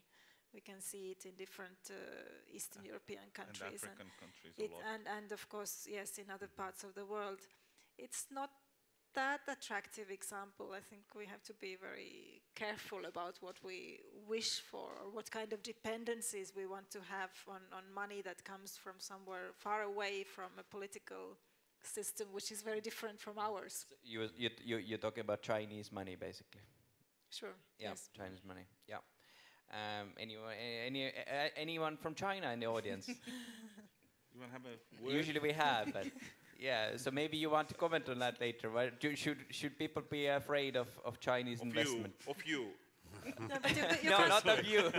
Chinese money. And you can't generalize here. It's not a question of being afraid of any Chinese investment, but especially when it's about big infrastructure projects, you know, sectors that are strategically important for security, for like security of supplies and so on. Then I think you really have to think very carefully. But as an idea, sounds like a good idea, no? Get 20 minutes by car to Helsinki. You know, you can work in Helsinki, live in Tallinn. By train. Oh, sorry, by train, yeah. I think mentally, of course, it sounds like a good idea. I mean, it is practically as well. What? Practically as well. Yes, but who has the billions to put into this tunnel? That's the practical challenge. We have one man in the audience who knows more about it, but I'm not gonna, call him out because he might not want to invest. Okay. But yeah, okay. But I mean, as an idea of collaborating more between Finland and Estonia, and also between those two cities, kind of would make sense, right? I mean, if we all, gain from it. Well, as Swedes are the slowest one to initiate a project, and Finns come the second slowest one to initiate a project. It is quite surprising that Mr. Vesterbacka with a Swedish gene pool in himself, right? Okay. Came out with the idea and started to push it so aggressively.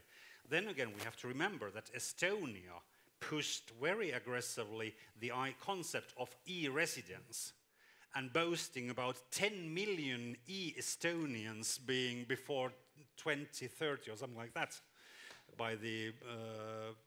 It might happen. We've got 12 years to go. So we have one common factor there, giving big promises. Like both countries' ministries of transportation mentioned that there can be only one project. It must be unified at some point. It must be put together at some point. I believe that will happen. I believe that it simply depends on how much investment Mr. Vesterbacka can get to the project to start, so to say, the environmental studies need to be done.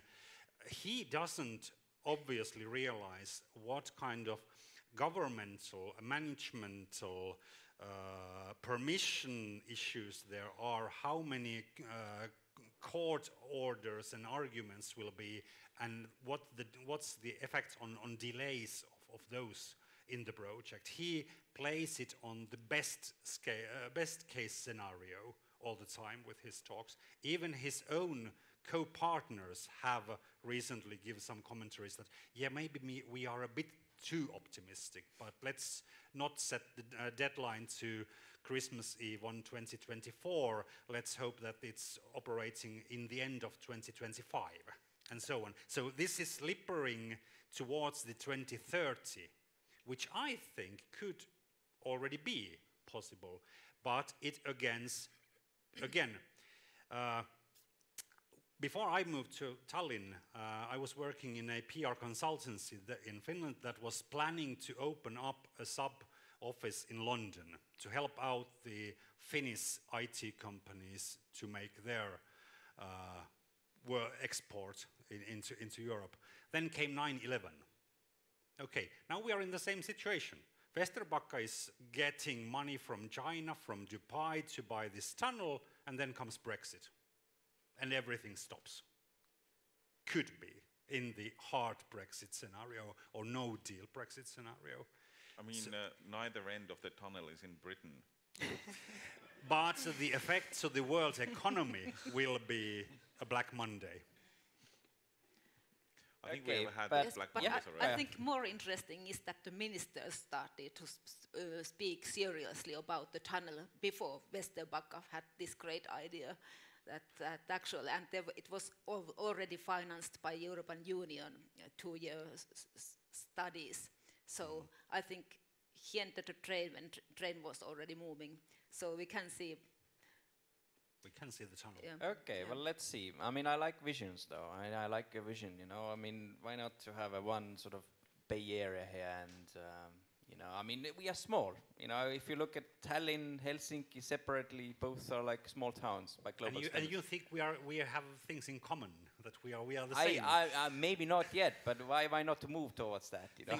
Think about the city government. How interesting will that be in English language? Because will be parts of Finnish Helsinki people who don't understand Estonian and vice versa. And it will need to be run also in Swedish and probably Russian too, right?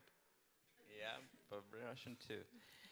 Well, but even without the tunnel, of course, the connections are already incredibly close and fast. I know I'm using them every week myself, and I feel like I live in Helsinki already, and this is quite possible.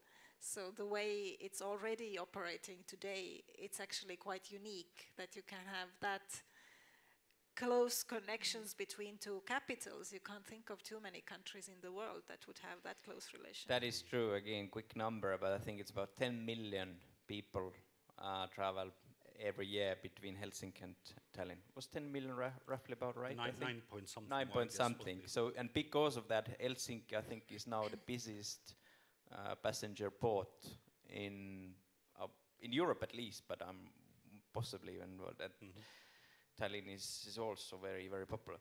But let's give voice to audience. I saw some hands up before. Questions? I'm sure the Chinese people and the tunnel builder want to speak, right? Just please introduce briefly as well yourself and try to be as specific as possible.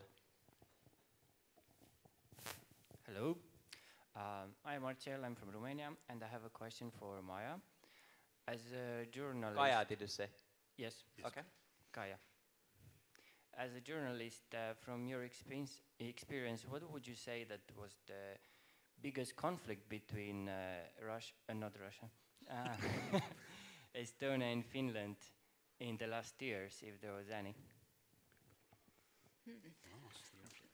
Yes, this is a complicated question, but actually what I remember from last years, there have been conflicts, and one of the biggest, I think, most meaningful was the conflict about LNG terminal and gas pipeline between Finland and Estonia, because European Union promised to finance this big regional LNG terminal and the gas pipe. And Finland and Estonia both wanted to have the regional terminal. And it was because to be more independent from Russia, of course, that the European Union was ready to finance it. And Finland and Estonia, several years, it was 3 years that they were quarreling about this, who will get this. And in the end, Estonian prime minister promised that, okay, Finland can get it. And then went the time, and the Finnish gas company said that it isn't profitable. We doesn't want to have it. We don't need it. It's not economically profitable. And that means that at the moment there is no regional LNG terminal in the Finnish Gulf, nor in the Baltic Sea area. Okay, Finland and Estonia will get now the gas pipe. It's under construction, but without these LNG terminals, its importance is not the same. And it was really some kind of tension that was between the states, not in the personal level of people, but I don't think that Finnish and Estonian citizens even noticed very much of that conflict. But it was essential and not good for both. In the end, we don't see any LNG terminal here. But there have also been other smaller ones, several. I have listed some of them in that book in Estonian, but very many of them are just some kind of talks. But this was, I think, something that had more importance. I think it's mostly between, sort of institutions or politicians, sort of between people. There are no massive conflicts or whatever. No, there are no massive conflicts neither between politicians. I haven't seen anything like that, but some small tensions and often somehow it depends somehow what Russia is doing or something, how Russia is behaving or somehow. But at the moment, no big conflicts. But this was a kind of conflict because it was in the interest of both countries to have that terminal. And this conflict, I think it didn't end well. Yeah, questions? Got a question here at the front.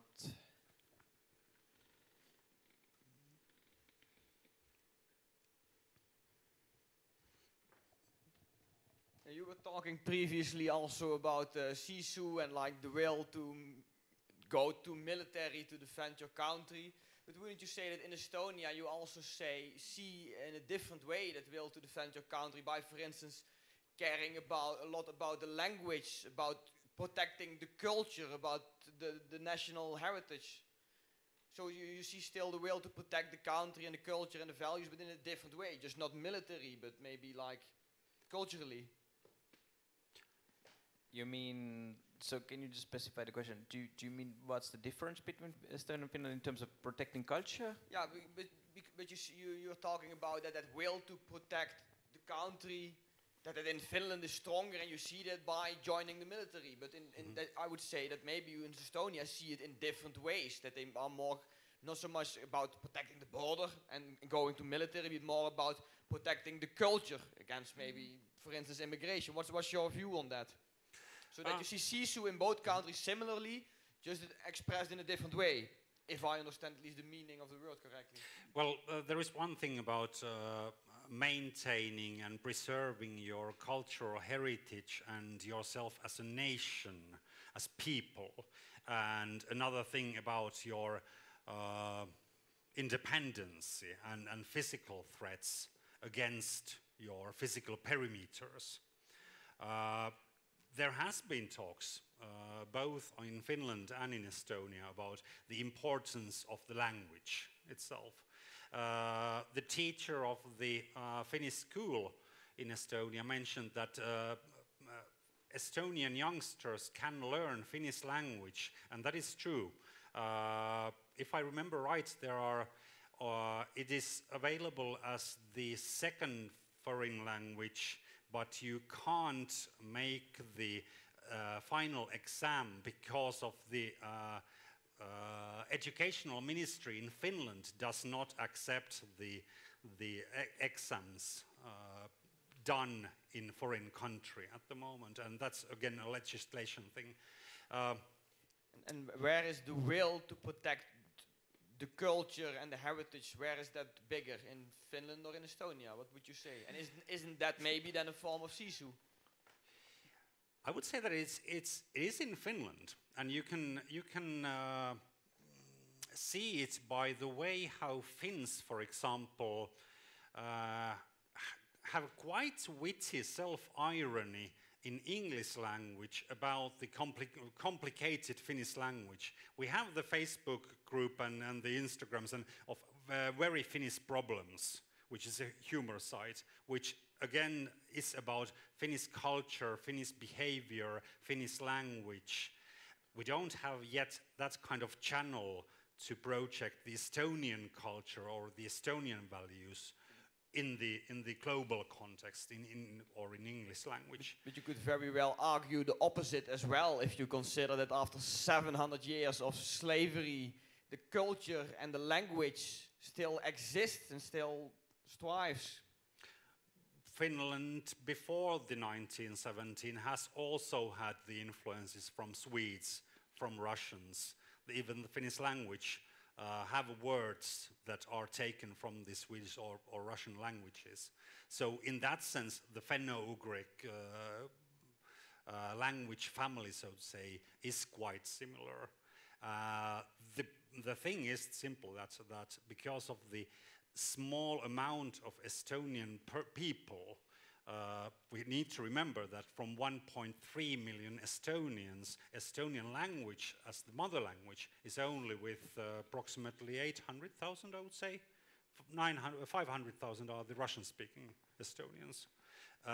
And there you can see it in all cultural aspects. You can see it all Eurobarometer studies. You can see it even in the PISA study results. That the results are lower in the Russian-speaking schools than in the Estonian-speaking schools. But you must, I would personally think that you must not build a cultural barrier between the two language groups. We have a good solution in works. This new law that all schools will be Estonians, right? It helps. Not a law yet, but it's not a law. It's proposed. an initiative. Proposed. But Kristi, you wanted to add? Yeah, I think we were moving now a bit, drifting to a different question. But first on this identity and culture, I think for both Estonians and Finns, the idea of your own language and your own specific cultural heritage as a core issue for what you are, I think it's very strong for both countries. And for me, it's quite impossible to say or to measure which one is stronger. It's just taking a bit different forms. But look at the Estonian tradition of song festivals, for example. It's something very specific. Okay, it historically actually comes from the German tradition of having this kind of festivals. So it's kind of coming from there. But then it has become a very important part of the Estonian identity, and it's being maintained. And that's just one example of how it matters. But and immediately there was a small scandal that the working committee of the next year's song festival suggested that there could be one Russian language song within the program. But that's again a different question of, whether defending your own language and identity is about drawing a very clear, strict barrier between your own culture and others, or can it be more flexible with, interacting and bringing in elements? And that's a bit of a different debate, but it doesn't mean that you give up defending your national culture. Actually, I refuse to see it in that way, that if we would allow one Russian language song at the song festival, it would mean that we would somehow be less serious about defending the Estonian language. I don't see it that way at all. But then also I wanted to say that it's not an either or, that do you defend the country militarily or do you defend the language and culture. I mean, as small nations located geographically, geopolitically where we are, we have to be able to do both in order to survive as nations.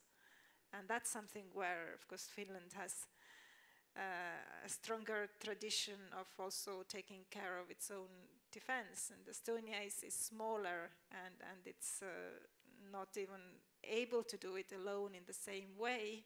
But what we see in the case of both countries, they are actually becoming more similar in getting very closely integrated with the bigger Western structures and relying on defense cooperation. Could you perhaps relate it also to nationalism? As you said, like here they have like some parties like that which they might lack in Finland, as you mentioned, if I'm correct? Parties, you mean political? Political Talking parties. about national parties. Yeah, like Agri, which is more nationalistic and about protecting the culture, which have less. We discussed that Finland has had one many years ago called in Finnish. It still has it.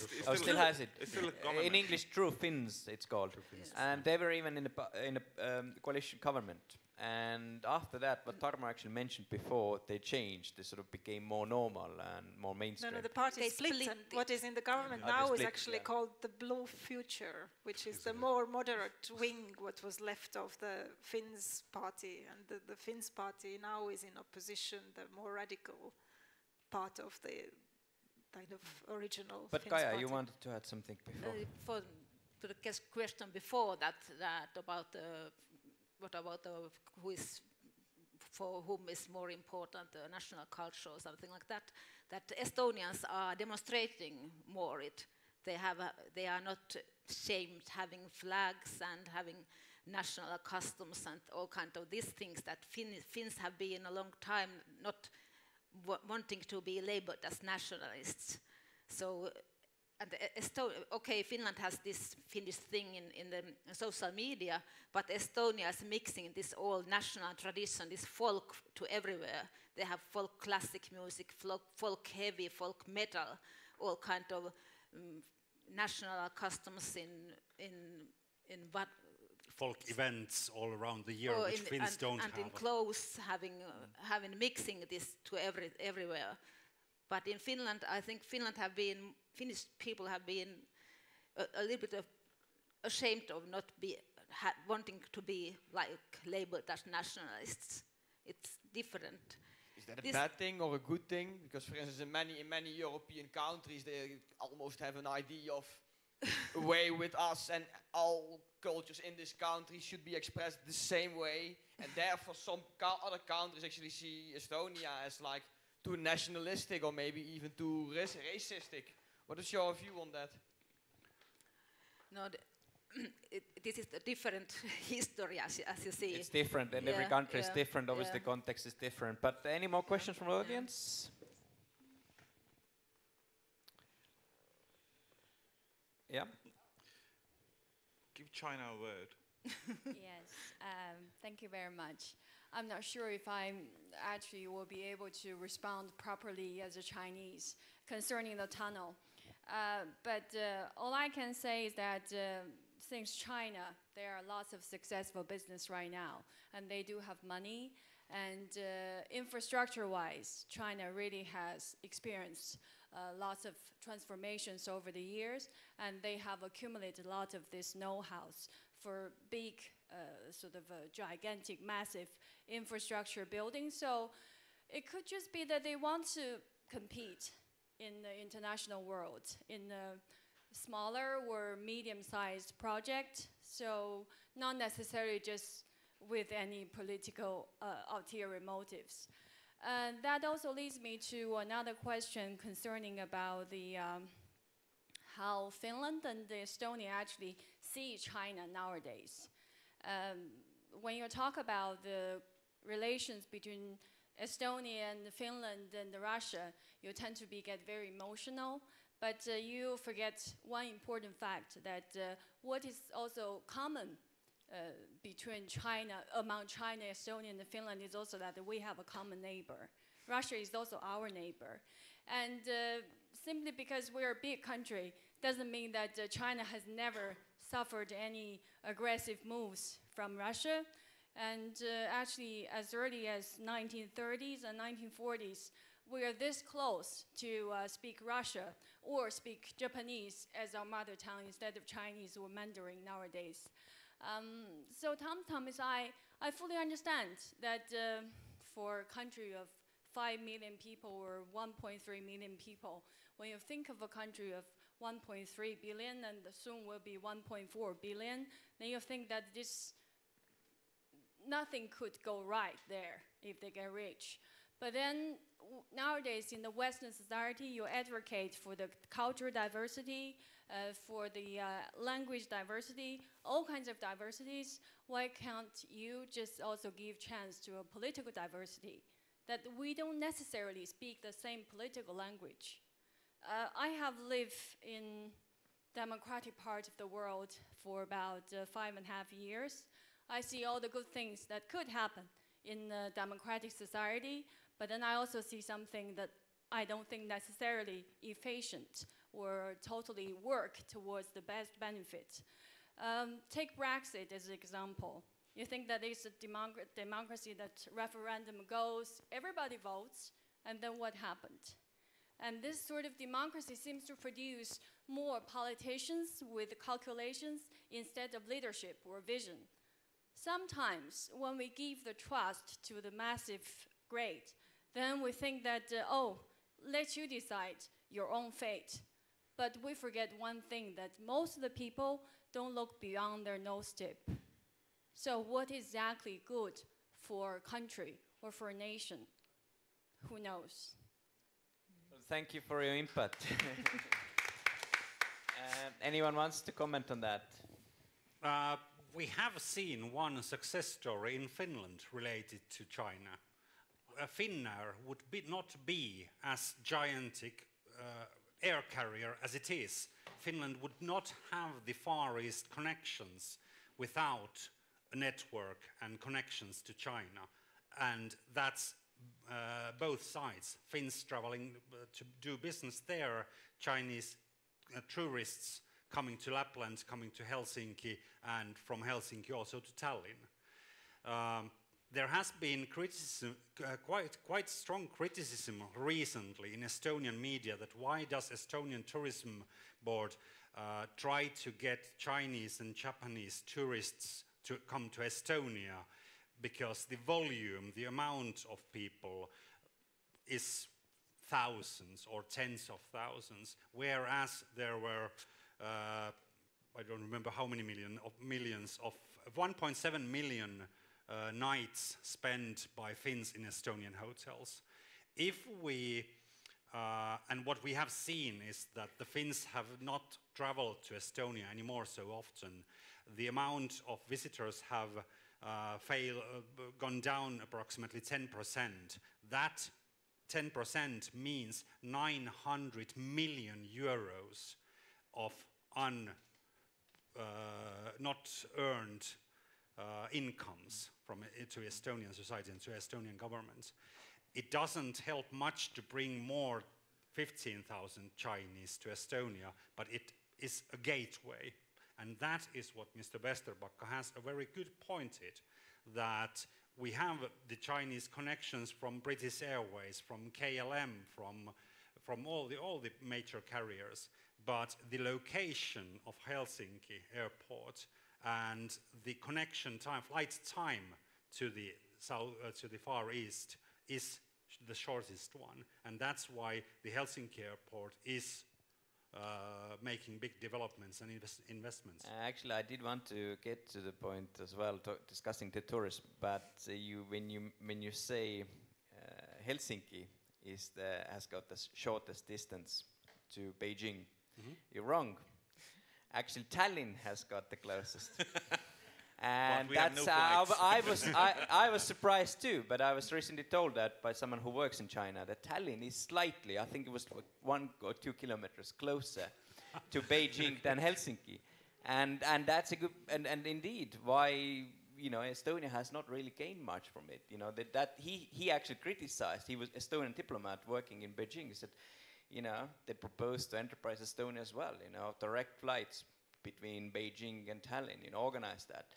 And you mentioned Finnair. We might soon have them, but the operator will be Air Baltic. Will be Air Baltic, yes, or Finnair perhaps. But yes, indeed, Finland obviously has gained a lot from tourists from China. And Estonia, thanks to Finnair, because they come one day and so forth. But yeah.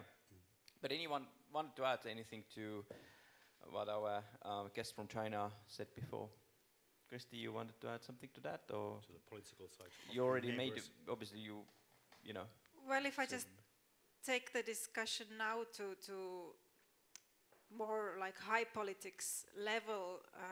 Of course, when we look at business opportunities and tourism and other types of like gains to be made from having closer connections with China, certainly there is a potential, and here it's probably a good idea also for Estonia and Finland to sometimes think together about attracting tourists, for example. But then the bigger game in global politics, I have to say it's not that rosy nowadays. I mean, the direction of where global politics is moving, and as small nations we also have to be very aware of that it's unfortunate, but the tensions between major powers are increasing, and also when we think about what are the, let's say, the conditions and terms of how trade is happening between major powers on blocks, there the conditions, the terms of free trade are defined at the European Union level, and that is the place then where we have to be able to influence the decisions. And then there are big issues also between the Chinese and European Union relations about how to ensure that there is actually a level playing field, that the European Western economies have the tradition of being very open, but the Chinese economy is actually not open in the same way, and the solutions there on what are the conditions, how does the world economy function. These are the kind of higher level games where we as Estonians or Finns, we are not able to change these terms, but there we actually have to work through the European Union. Tarmo, you want to add? I mean, on a classical capitalistic level, of course, money doesn't smell, right? So if there is a few billion of Chinese money coming to build a tunnel which will connect us closer to the Finns, I mean, what could be wrong? On the other side, of course, we have cases like Chinese telecom companies building their networks in Western Europe to try to spy us, right? So, kind of two sides of the same coin.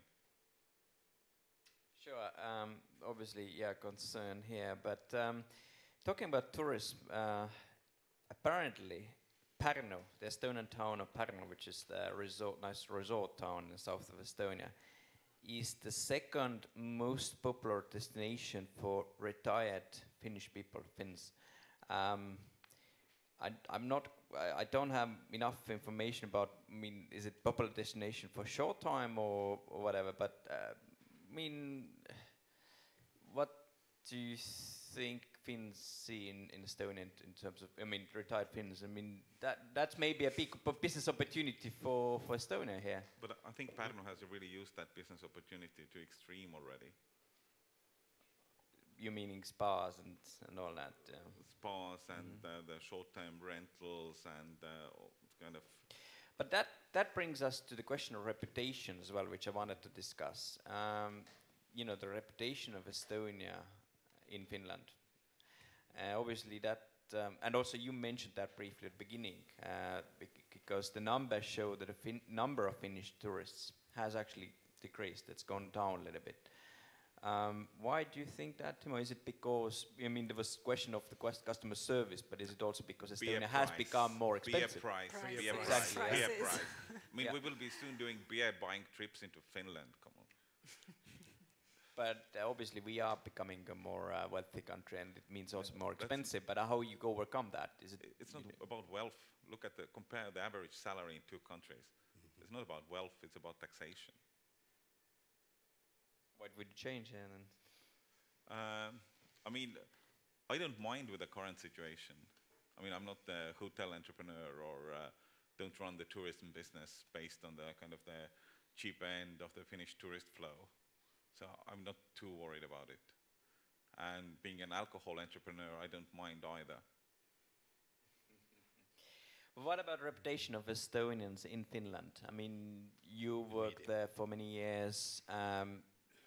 about 52,000 Estonians live in Finland, and about 100,000 work there. Many just during the week and then come back to over weekends. It's a large number. I don't know how many Finns are working in Estonia, but couple of thousand perhaps. Probably more. It depends on statistics, and from 3,000 to 8,000, something in between. So clearly, obviously, massive number of Estonians in Finland, but still very small number of Finns here. But talking about the reputation of Estonians in Finland, I mean, you worked in communication. You've also, read Finnish media. Would you say how has it changed over the years? Has the reputation improved? Obviously, at the beginning, maybe, many Estonians were still sort of looked down upon and sort of, kind of. Is it improving now? I think it has changed a lot. I think the big flow of the kind of low-end construction workers has had a really bad effect. I think in the early 90s, it was more like at least to some extent, some kind of the relative nation, the sukulaiskansa, the little brother, which was in a way positive, even though it might have been diminishing. But I think I think in the younger generation, you don't really see any problems. But at the same time, for the younger generation, often Finland is not the connection point to the world, or it rarely is, right? And the question is that how those two countries could work closer together, and that's kind of slipping away, because as you were earlier saying, if you want to build a business in Estonia, you don't think of Finland. Why on earth? And if you think we have like the two closest capitals on earth probably, or the best connected capitals on earth, it's really weird that you don't think of Finland. Sure. And I don't know, is there any good solutions how this could be improved? I mean, maybe tunnel will solve it miraculously. Probably not. I am not so pessimistic like you, because I think that in opposite, that the Estonian constructors have hired the reputation of Estonians. They have cleared it actually, or the workers in Estonia workers have somehow cleared the reputation of those 90s Estonians, when it was a shock. Criminals. Yes, when the borders were opened and there were shock about the new situation and all kind of criminality. There was problems, social problems, and now when there are really about 100,000 Estonians working, doing the same work, normal work, and I think they have somehow cleared the reputation of Estonians. People know them, and they are part of the Finnish community, and Finland knows that Finland has profited of the situation. The Finnish people know that in countryside there wouldn't be doctors without the Estonians. In Helsinki area there wouldn't be so much construction without Estonians. The buses wouldn't run without Estonians. And I think that's people are very conscious of that at the moment, and those. So it's a bit like black people in some U.S. towns, right? No, absolutely not. Because if there hadn't been the Estonians, the Finns would have imported Polish construction workers, or Latvians, or Lithuanians, or because of the construction business is changing to be more international, and you get the workmen to travel. Don't quote me supporting Latvians, but what's wrong with Latvians? But in that sense, Kaja was absolutely right. The perception in Finnish media it's not as much as about whether it's positive or negative. I would say that it's also about quantity. The amount news stories covering all aspects of life, culture, sports, industry, travel, tourism, lifestyle, the stories that Finnish papers are writing about Estonia, thanks to the freelance editors living in Estonia, thanks to cooperation between publishing houses, and so on and so on, it's gone wider. So Finns are no more knowledgeable about Estonian everyday life now than it was still 3 to 5 years ago. And thank you for mentioning the Independence Day of Finland, but I would like to remind that the Finnish Language Institute, or what was it, gave an award this year to all the Finnish newspapers who changed their name into Estonian on the Estonian Independence Day. So Helsingin Sanomat was Helsingin Sanomit. The maaseudun tulevaisuus, future of the rural areas, was maaelu tulevik. So Finns have also noticed the 100th anniversary of Estonia. Thank you. But we've got a question from the audience. Yeah? Hello. Hi. How does Timo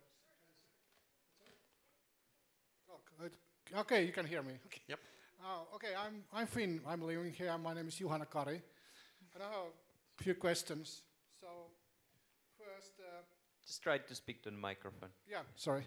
So about about the values, when you talked before about the values and how it's differ from, like compared to Estonia and Finland, like example, sexual minorities, or maybe foreigners, whatever. And so example, when you think EKRE will have a bisexual example or homosexual candidate or politician, like in Finland, true Finns have now.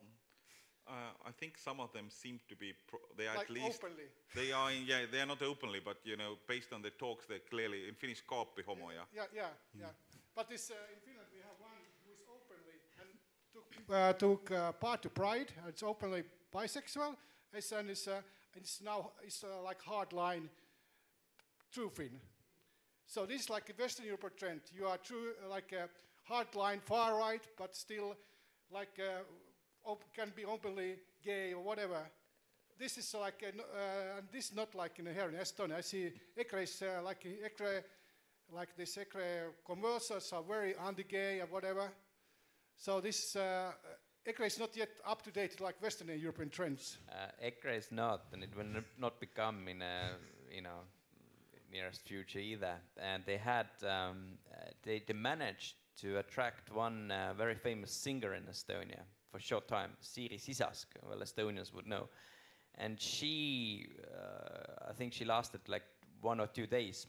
And the reason was that she said she is, supports EKRE in terms of the, protecting the national identity, etc. But she said that she also supports the right of gay couples to adopt children, for example. And immediately there was a huge backlash against her from EKRE members, sort of crown, sort of root members, and she left the party within 2 days. So it's like really hard line in terms of liberal and also in terms of social tolerance. So then, how long do you think that this in Estonia will be more like tolerant, like some level like Finland? Maybe Finland was behind of Sweden, but maybe now it's about the same level like tolerance with Sweden, at least by law. Like now we have, just recently we got law which Sweden had a lot more before than us. So we have always been behind of other Nordic countries in this sense. So maybe 20 years, like Finland has been 20 years gap. No, 20 years is too short time, because when I came to Estonia 2004, one of the first newspaper articles that I read in Postimees was an opinion article about the Estonian customer service level. And it was a good example of a customer service person working in the Tallinn airport, saying some bad things for the customer who has lost her luggage or something like that. And the official reply to her complaint was that the customer is always wrong unless he or she can prove that she's right. And the customer service person was in mid-40s at that point. So he or she is a mother or father of a teenager who gets into the work or has now already got to work. but we know that we need 2 generations to make this kind of tolerance to change the real values of individuals, because you still have the influence of your grandfather, of your grandmother, and that very often skips 1 generation.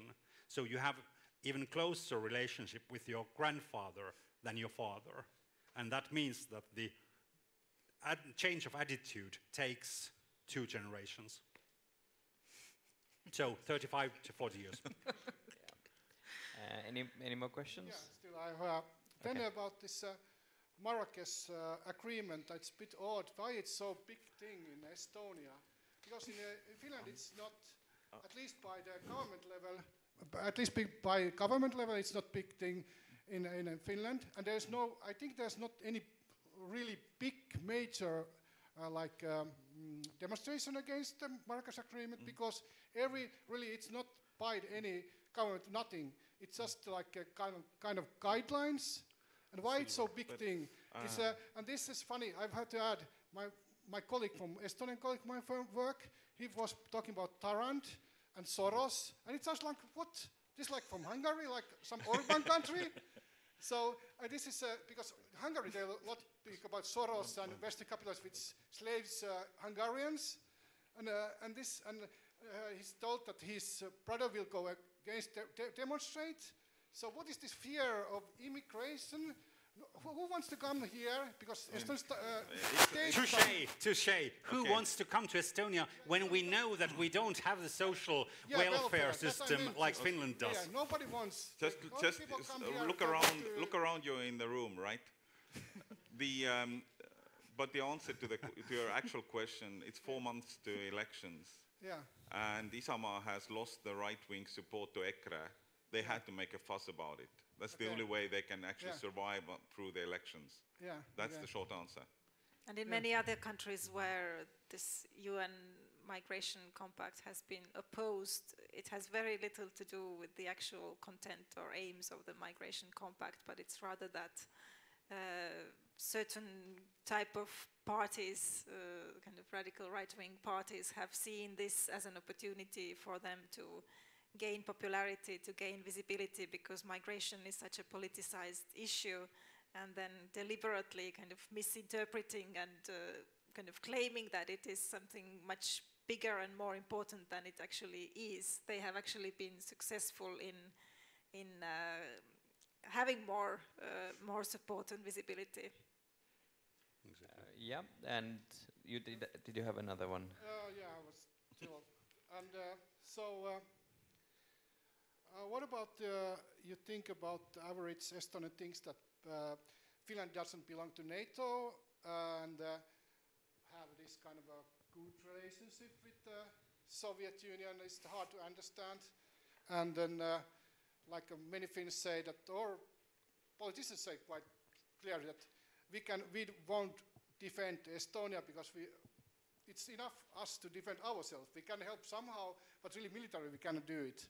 It's not a realistic way. So what is like Estonia's average, they don't understand this, or it's hard to understand this kind of attitude?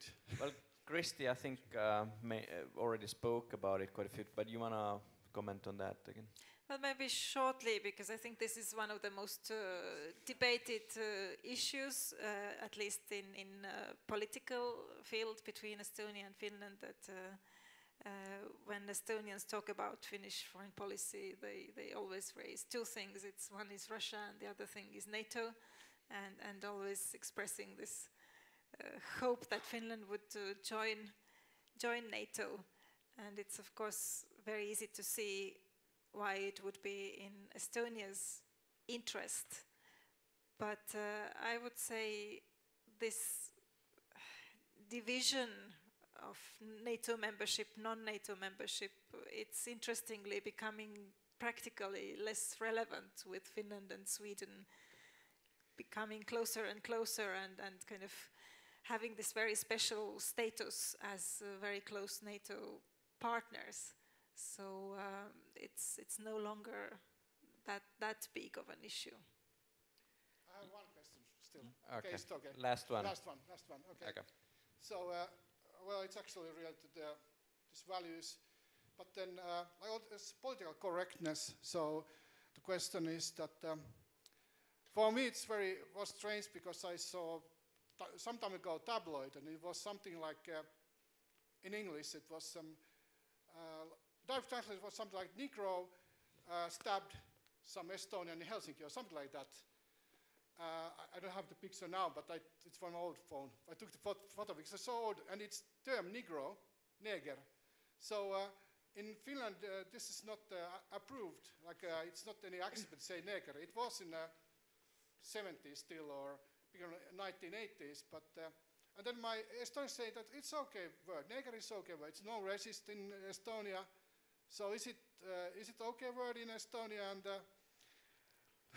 well, I can quickly answer that. It's been ongoing discussion here, and I think again during the Soviet occupation that word was largely used, and it's still officially in Estonian õigekeelsus sõnaraamat. So basically, the official book that says what word is officially acceptable.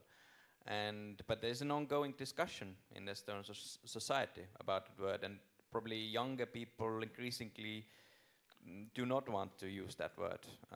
So am I right here?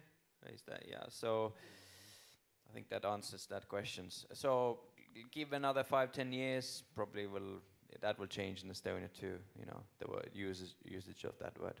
But there was another question here at the front. Oh, yeah, okay, there as well. Yes, my question, Abdul Turia from the UK. My question is about tourism, because you didn't really make a big deal out of the fall of Finnish tourists to Estonia. And there are a lot of businesses in Estonia that depend on Finnish tourists, right? And that could become a bigger problem in the ongoing years. And the government, with all respect to them, or at least certain parts of the government, the Social Democrats, are very keen on pushing these taxes on alcohol, which, if you speak to people in the industry, they say are destroying the alcohol industry in Estonia, which is one of our few homegrown industries. So I'd want to ask the panelists what they think of that. What is their opinion, or how to bring the tourists back to Estonia, because Tallinn does depend on these tourists. So basically you're asking why are they taxing the alcohol so harshly? I can take the alcohol industry point of view. You can take the tourism, right? Mm-hmm. Yeah. Basically, we make super premium handcraft gin. For us, the alcohol tax has no meaning whatsoever. It increased by 20 cents. In our product price, it's like 0.05%. It has no meaning for us. It has a huge meaning for the alcohol industry, which does the cheapest end of the scale. If you're trying to sell a €7 vodka, out of that €7 vodka, 5.5 euros is excise duty, 1.4 euros is the VAT, and the rest of the 6 cents will be split by the retailer, the wholesaler, the producer, the bottle maker, the label maker, and so on. So I think the distortion is, the alcohol industry last year in Estonia crashed. I think the overall market dropped like 20% or 25%. But the problem is really in the low end. And a lot of that 20% just moved across the border to Latvia. So I think the Estonian total alcohol consumption changed very little. I don't know how they actually count Finns here. What's the Finnish role in the Estonian alcohol numbers? They are biased, so they would be part of that 20% drop in the alcohol industry sales, but at the same time, Finns are also traveling to Latvia increasingly to pick up their alcohol. And as said, we will be traveling to Finland to buy our alcohol soon. You wish. Hey, it was in the news last week. Yeah, but that was the same kind of, there is the lie, the huge lie, and the statistics. But more serious issues, tourism. I think we can... The deputy mayor of Tallinn even gave a commentary in one media recently that he doesn't understand why does a pint of beer cost €9 in the old town square. That he can't afford to go to have a dinner with his family in the center restaurants. It's called greed. It's called the greed of Estonia. It's called the greed, but what's the reason behind that? That is what's one reason is the rent of Tallinn city, who is asking. I read about 70 euros per square meter in that area. That's so the major is blaming also himself about the prices. But about the tourism, the alcohol which Finnish tourists had taken from Estonia to Finland, it was dropping already before the latest tax increase. Because Finns, the huge amount of Finns, they came from other reasons, but they also bought alcohol when they came here. And now it's only about 5% of those taking alcohol from Latvia, but they take these huge amounts. They are those who are taking the alcohol for the high house or the selling or the village or town or something. But most of the Finns don't go even to Latvia because of the alcohol.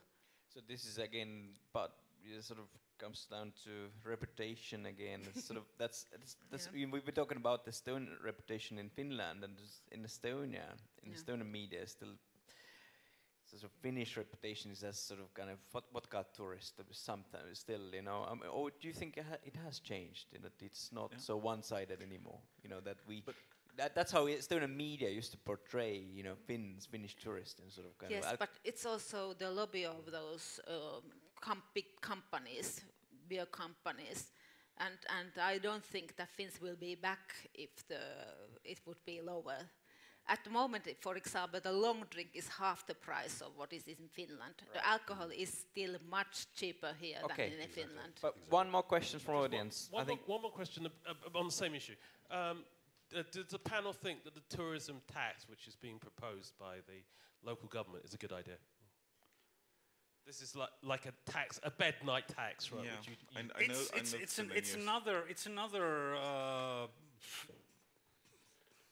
It's another method that they try to patch up their budget, which is blown up because of lots of things done wrongly. They did try to have the, what was it, the tax for all the shop owners in Tallinn. Trade tax or something like that in Tallinn. Which was also like 1% or something like that. It doesn't bring that much income, I would say. The question is more like how to make the Finns travel. I think that's the biggest dilemma. Not what we do with them. Let me say the Finns actually travel a lot also to Sweden, and I don't think it would be like the future dream of Estonia to be a country where people want to travel because of cheap alcohol. I think when we look further ahead, we really have to think of developing other interesting things to do and see in Estonia, and I think the change has started. When I think of my Finnish friends, why they come to Estonia, they are actually interested in the country, not in the alcohol. Yeah, there are a couple of things that are, so to say, packaging the services. The director of the Estonian Opera House recently mentioned in an interview that the ship companies, meaning Tallink and Viking Line, or the travel agencies, they don't sell anymore for some reason. They dropped out the packages which included the ferry tickets, the accommodation, and the theater tickets, or a concert ticket, or ticket to some TV tower or whatever. Selling those. Instead of that, I have people, acquaintances who work in the Tallink call center, and they organize all the time all kind of sales campaigns to the telephone salesperson that try to sell this and that additional service to the clients. And it really stresses the people out because they feel that they are pressed to sell. And again, because of the greed. But okay, the tourism deserves a separate discussion. I'm sure there's many things, but okay, the gentleman here, last question, very briefly, because you waited a long time. Yeah, I kind of wanted to come back on the point we made here about the Marrakesh Pact, but I think actually many parties make good points about it, because like also I'm from the Netherlands, we saw there that Urgenda, which is about environmentalism, they went to the judge with a similar signed thing, which wasn't really a law, and they said, yeah, but based on that this is signed, the government is not doing enough. And then the judge gave them right. They said, you're right, the government has to do more, and they're now obligated to do that. So these binding things can still become binding, and some parties raised very important questions about it. The Belgian government is about to fall, probably going to fall over this topic. Like, it looks really from one side, acknowledging only the good side of immigration, and then saying like it actually promotes that people go illegal after they've done trying to get residencyship. And furthermore, it's also propaganda in some way, because media is obligated kind of to tell positively about immigration, and if they don't do, then the idea is kind of to cut subsidizement from that. That's kind of what we see standing in the Marrakesh Pact. And it's not a law, but it can still be used that way in the total field of law. Or am I seeing something wrong here? Because I see gentlemen... It's fine, but you live in the Western world. There are no obligations in media to write about anything. This is one of the biggest fake news. The Marrakesh Pact, I actually read it. It says something that we want to encourage. Most of the media work as free media these days. But there is she works for the... especially at government media. No, government media, yes. That Linnaleht in Estonia and so on. Yes, that's not what we are talking about. Mainstream media does not get that kind of substitutes. No, they don't, yeah. In Estonia, most of the media is privately held, actually, apart from the public broadcaster, which is, but I mean, they have, editorially, they are independent. And so I work in the media, so I mean, and we actually talk about it. We all do. So it's, I think, definitely, completely 100% say that, you know, any sort of conspiracy theory about Soros, and it's so laughable that we don't even respond to that anymore. It's just ridiculously laughable, you know, all this Soros rubbish, you know, that Soros is fine. So. But that's another discussion, really. You know, obviously the fake news and the immigration itself is another topic, and we don't have time for this. I just want to briefly finish with positive note. Maybe if you can just briefly say how you imagine the relations between Finland and Estonia, or the people between two nations in, say, you know, 10 years' time, 10, 15 years' time. I like visions, so maybe. Who wants to start? Lots and lots of Finns will start learning Estonian language. No. Just one very concrete thing. I think it would be nice to have a common public transportation system, so that you would move between Helsinki and Tallinn. You could use the same smart card to buy your ticket, or even have a monthly card. It's not actually that difficult to do. Yeah, and in 10 years, Finns can go by train, travel by train through Tallinn to Central Europe. Nice. Yeah, excellent. Thank you, Tarmo, Kaja, Timo, and Kristi, and thank you. We will return in January. Just quickly, also want to thank our sponsors, Telliskivi Creative City and Estonian World. If you don't know Estonian World, then it's estonianworld.com, English language online magazine about Estonians. And my name is Silver Tamber, and thank you for coming, and Merry Christmas. Thank you. Merry Christmas.